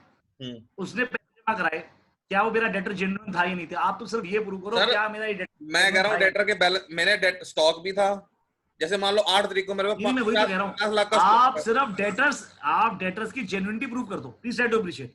अब उसने डेटर का आधार नंबर मेरे पास है, डेटर की कंफर्मेशन ले लो, डेटर की जेन्युइननेस प्रूव कर दो, कहीं कोई दिक्कत नहीं है। उसने आपके नए नोट जमा कराए, पुराने जमा कराए, बोले भाई तो पैसे दे ही नहीं रहा था, बोला ये लेने ले लो। मैं कहता हूं भाई जो जमा कराने का। एक बात, कई केसेस ये भी हैं, कई लोग कहते हैं कि आज पैसा लेना है तो ले लो, नहीं तो बाद में नहीं दूंगा, तो लोगों ने भाई मैं कह रहा हूँ सर, मैं क्या कह रहा हूँ मैक्सिमम क्या है, अगर कोई इलीगल मनी भी कमाते, एग्जांपल मैं कहता हूँ आपको, अभी एक जजमेंट है डॉक्टर कुरैशी का, और डॉक्टर कुरैशी साहब ने क्या किया सर, अफीम बेच के या गलत काम करके पैसे कमाने शुरू कर दिए। तो इमोरलिटी से इनकम जैसा कोई लेना देना नहीं है, please try to appreciate. Tax तो इनकम ही होगी सर, बाकी एक्ट क्या करते हैं वो शुड बी का मुद्दा है, वो आरबीआई एक्ट अगर को आपको क्रेडिट ना दे, आरबीआई एक्ट आपको बोलते भाई साहब को पैसे लेने चाहिए थे, आपको कोई कंप्लेंट करते कोई प्रोसिक्यूशन लॉन्च करते, वो आरबीआई देखेगा। इनकम टैक्स पे आप लिखोगे कि भाई मुझे पैसे रिसीव हुए डेटर से, वो डेटर मेरा जेन्युइन है, मेरी सेल जेन्युइन है, बात खत्म। तो आपको और कुछ प्रूव करने की जरूरत नहीं है सर। चलो वो बात तो आगे ही लड़ेंगे सर, एओ तो मानता ही नहीं था, एओ तो मानेगा नहीं ना मालिक, मैं तो हमारे तभी तो पढ़ रहे हैं। माना ही नहीं sir, I will not listen to that. Manpreet भैया अगर वो मान लेता तो मैं और आप गुरुद्वारे जाते क्या? बात तो ठीक है, नहीं मैंने तो वहां भी मनवाने की कोशिश की, मानता ही नहीं।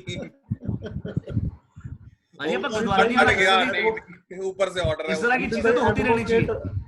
एडवोकेट राकेश बब्बू गर्ग जी कुछ पूछना चाह रहे हैं। हाँ जी प्लीज जी भैया। एडवोकेट कौन? जी राकेश जी बताइए। एक सेकंड सर, अनम्यूट कर दूं मैं। एडवोकेट राकेश जी। हाँ जी सर, अनम्यूट कर लीजिए अपने आप को। हाँ सर, मेरा क्वेश्चन नहीं है, मैं एक रिक्वेस्ट है मेरी। मैं राकेश बाबू गर्ग एडवोकेट आगरा से बोल रहा हूँ। मैं हेलो, जितनी वेबिनार मैंने अटेंड करी है अभी तक, काफी करी है, पानीपत की आपकी भी ब्रांच की कई करी हैं, तो मैं आईसीआई से भी अनुरोध करूंगा, निवेदन करूंगा, क्योंकि ये डिमोनेटाइजेशन पीरियड में कैश डिपॉजिट के इशू पे चर्चा चल रही है, तो विवाद से विश्वास की जो स्कीम है, तो इसमें हमें शामिल ऐसे एसएससीज को जो 115 बीवी के मामले हैं, उनको एक्चुअली टैक्सेशन इतना हैवी है कि जैसे बच्चे की जान हो गई क्या, वो वाली बात हो गई। तो मैं रिक्वेस्ट करना चाहता हूँ, हर फोरम पर मैं कह रहा हूँ कि विवाद से विश्वास में इसको भी शामिल किया जाए, भले ही वो रेट ऑफ टैक्स 40% करें, 45% करें, बढ़ा के कर लें भले ही, क्योंकि 100% से भी ज्यादा लायबिलिटी बन रही है इसमें, टैक्स और इंटरेस्ट मिला मिलू के। तो मेरे पानीपत आईसीआई से और आपके जितने भी जहाँ भी आप एज स्पीकर जाते हैं, आपसे भी और जितने भी फ्रंट हैं, सभी पे मैं रिक्वेस्ट कर रहा हूँ, इसमें एसएससी बहुत परेशान है। हम ऑल ओवर इंडिया ऐसे ज्ञापन दें, फाइनेंस मिनिस्ट्री को भी, सीबीडीटी को, सभी को लिखें कि भाई कुछ ज़्यादा ही हो रहा है ये।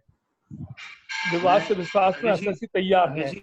राकेश जी एक बात जी बोलूं सर, आपको? जी एक राकेश जी एक बात बोलूं? जी sir, As far as the genuine necessity is concerned, take my words. जी अगर मैं आपको ये बात सच बोल रहा हूँ आपको, ये हो सकता है कि जी। अगर genuine necessity है, तो अगर AO में गलती से एडिशन जी। हो भी गई, CITP मैक्सिमम जी। केस जीत जाओगे। जी टेक जी माय वर्ड्स, जो केस जी। ऐसे हैं जहाँ पे सच में ही पैसे जमा हुए हैं, जी सर वहां पे आज की डेट में गवर्नमेंट ने हम मेरे को और आपको, सबकी बात कर रहा हूं मैं, सबको ये जी। तरीका दिया था, 3-4 बार जी। मौके दिए थे। आईडीएस की जी। स्कीम लेके आए, उसके जी। बाद उन्होंने 10 चीजें और बताई कि ऐसे कर लो ऐसे कर लो। जी आई डू अप्रिशिएट। अगर हमने पैसा ऐसा रखा हुआ है तो ड्यू टैक्स जमा होगा ही होगा। अगर आज की डेट में विवाद से विश्वास में आने में कोई दिक्कत नहीं, आप आ सकते हो। तो प्रॉब्लम क्या है, आपको जमा कराने का जी। पड़ेगा 77.25, ये जमा कराना पड़ेगा आपको, ना इंटरेस्ट लगेगा ना पेनल्टी लगेगी। और एक मिनट सुन लीजिए, सुन लीजिए, सुन तो लीजिए प्रभु, सुन तो लीजिए, सुन तो लीजिए, सुन तो जी लीजिए। सर, मैं ये जी कह सर। रहा हूं कि अगर आपको लगता है आपका एसएससी ठीक है, तो डरने वाली बात जी। क्या है? ऐसा सीआईटी पे आईटीटी बैठा हुआ है, पर जहां पे और पिटाई हो चुकी है, वो कह रहा है जी मैंने गलत काम किया है, तो ठीक है जी, लेट द जी। गवर्नमेंट को कुछ ना कुछ तो मिलना चाहिए आज की डेट में। आप ये सोचो ना मेरी बात, कोविड-19 में जो वो पैसे ले रहा है, हम हर बंदा पैसे मांग रहा है, भाई दे दो हमारे को, तो पैसे कहां से लाएगा गवर्नमेंट? हम ये भी छोड़ते हैं, वो भी छोड़ते हैं काम। अगर टैक्स बनता है, टैक्स मिलना चाहिए, अगर टैक्स नहीं बनता तो टैक्स नहीं बनना चाहिए, मेरा मानना ये, राइट? तो ऐसे केस में जहां भी आपको लगता है, जैसे अभी मछली बिहार ने केस बताया, इनके केस में इनकी सेल जेन्युइन है, सबको ठीक है, तो डेटर ने जमा करा दी, कोई दिक्कत नहीं है। तो जहां पे अगर आपका सेल ही जेन्युइन है और उन्हें कैश जमा करा दिया, आप उसका बेनिफिट लेना चाहते हो, तो मैं इस बात से मैं एग्री नहीं करता सर, मेरा पर्सनल मानना है। ड्यू टैक्स गवर्नमेंट को मिलना चाहिए। कोविड-19 में गवर्नमेंट तभी हेल्प कर पाएगी जब गवर्नमेंट में पैसे होंगे।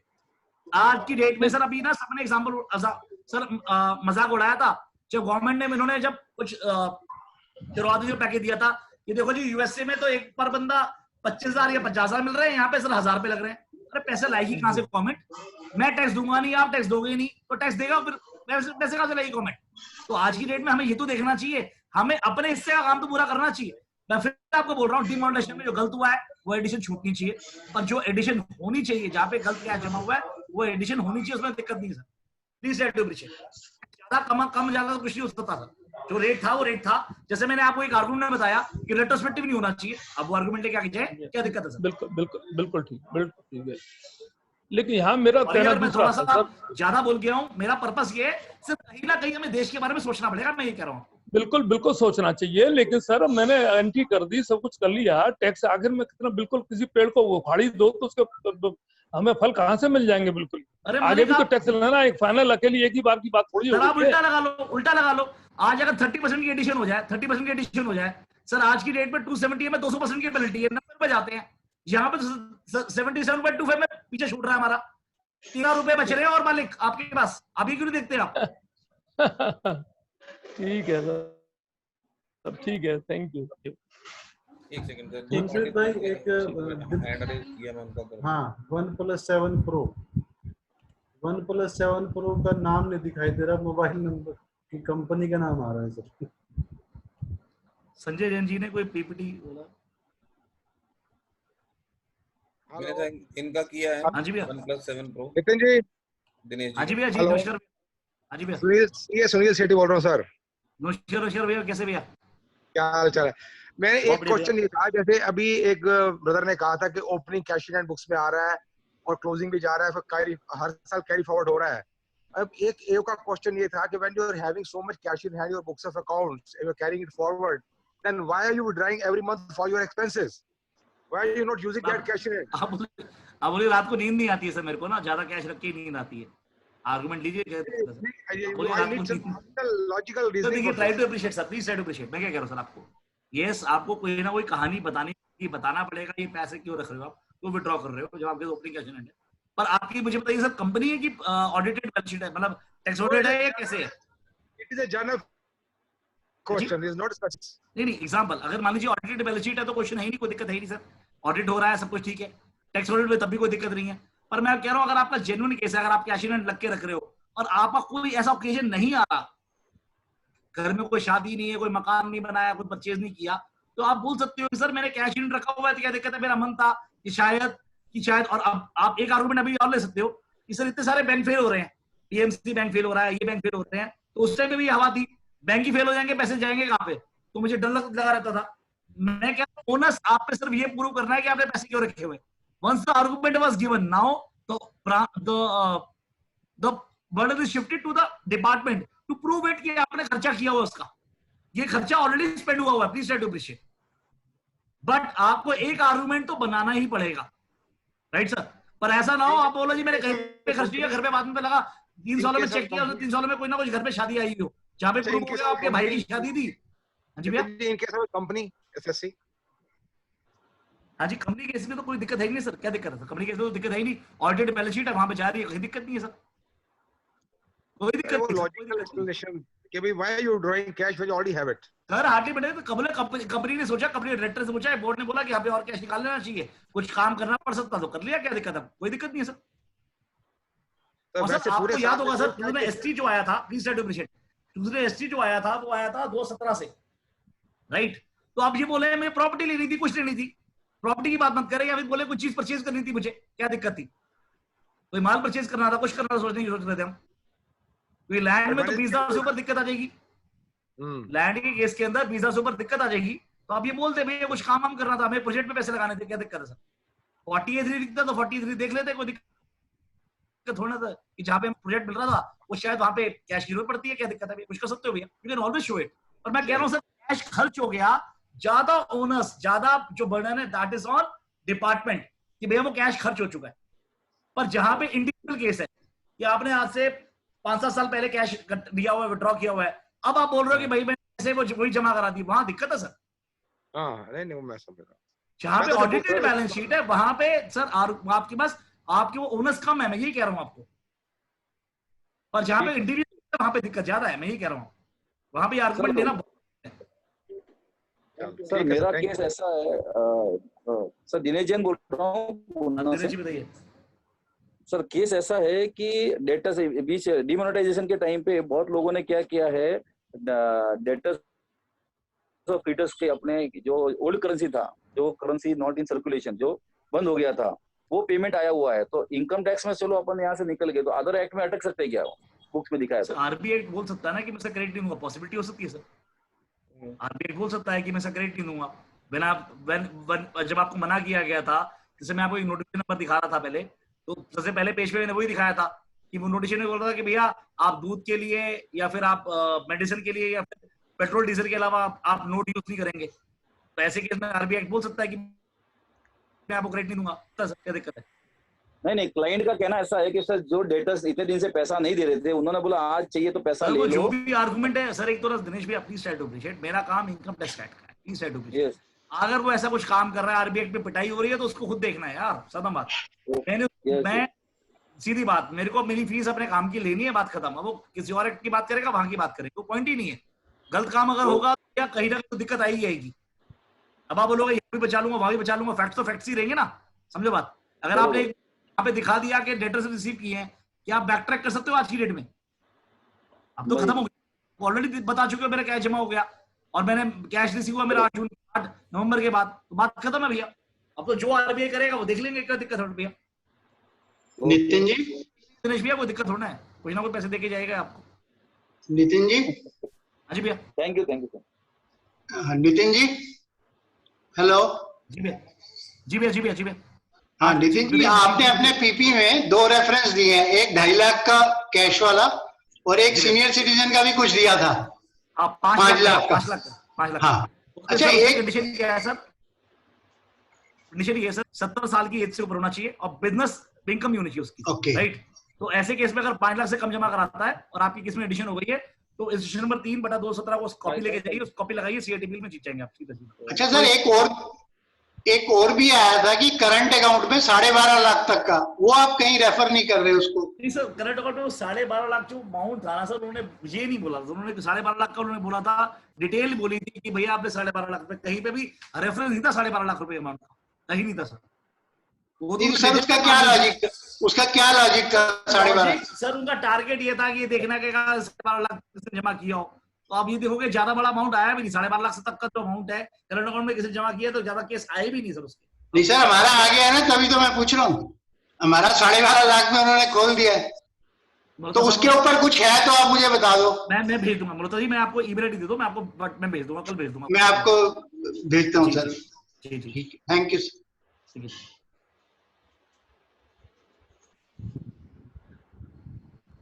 नितिन भैया एक तो आप पीपीटी यहीं पर फाइल से शेयर कर दो। भैया पीपीटी 100% आपको बस 1 घंटे मिल जाएगी भैया, पक्का है। ये सर यहाँ चैट बॉक्स में डाल दो ताकि कुछ मेंबर जो है मुझे आती नहीं, मैं झूठ नहीं बोलता, मेरे को सच में नहीं आती, मैं आपसे झूठ नहीं बोलता हूँ। आप इधर फोन रखो, मैं अभी अभी आप ये बंद करो, 5 मिनट में आ जाएगी और बोलो, 5 मिनट से फालतू नहीं आएगी। कोई बात नहीं, मेल आती करना नहीं। भूपेंद्र जी, ममता मैम को कोई नहीं कहना सर, आप मेल पे डाल दीजिए। मैं भूपेंद्र भैया को कर दूंगा, उनको कर दूंगा भैया, अगली बार सेमिनार में आना है थोड़ा करूंगा, एक बार नहीं बोलूंगा तो अगली बार सब बंदा बोल देगा इसको तो बुलाना ही नहीं है। नहीं वो ममता मैम को कह देंगे, परसों मेल डाल देंगे, कोई बात नहीं, आप भेज देना। Thank you Nitin ji, thank you. यार ये को पीपीटी ऐसा नहीं है ना, मैंने तो मेहनत करके बनाई है, तो क्या दिक्कत है? अगर आप मेरे वजह से किसी बंदे की हेल्प हो जाती है तो नथिंग लाइक इट ना, मैं इसको कहने वाली बात ही नहीं। और फिर भैया तो जो बड़ा जब काम करना हो, छोटी छोटी चीजें नहीं सोचनी चाहिए। बाकी सर YouTube पे वीडियो है, जो भी लोग देखेंगे उसमें पूरी वीडियो दिख जाएगी। जी भैया, जी भैया, थैंक्स अ लॉट भैया, थैंक्स अ लॉट। सच बड़ा एनर्जेटिक सेशन था आपका सर।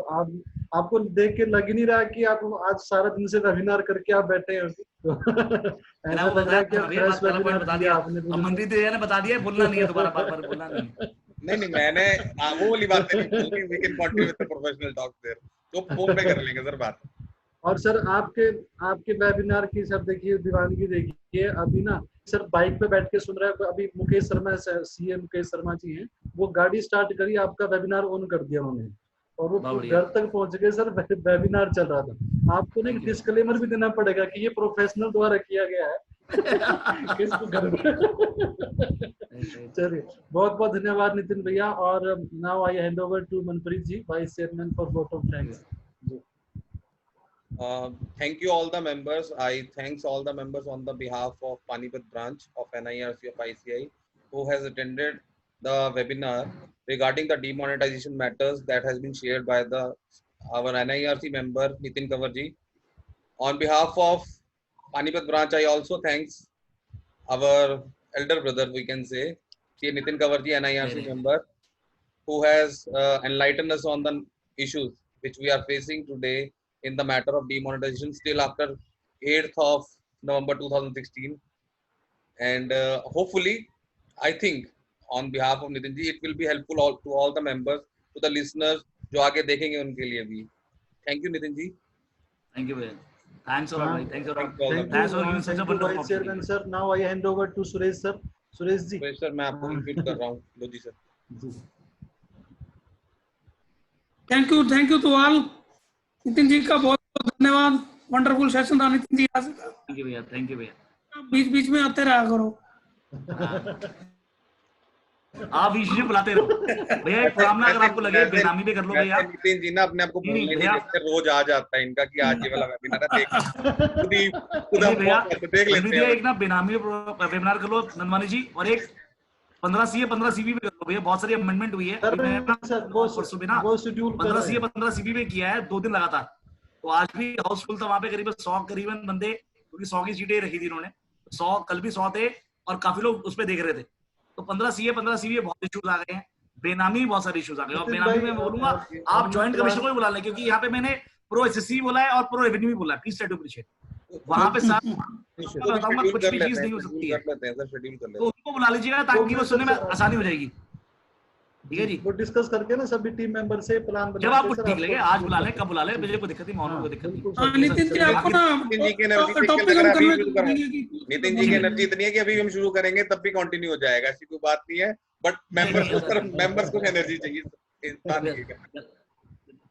वो आपका थैंक यू भैया, थैंक यू भैया। As an team we will discuss कि वो शेड्यूल कैसा बनता है, वो हम आपके साथ कर लेंगे।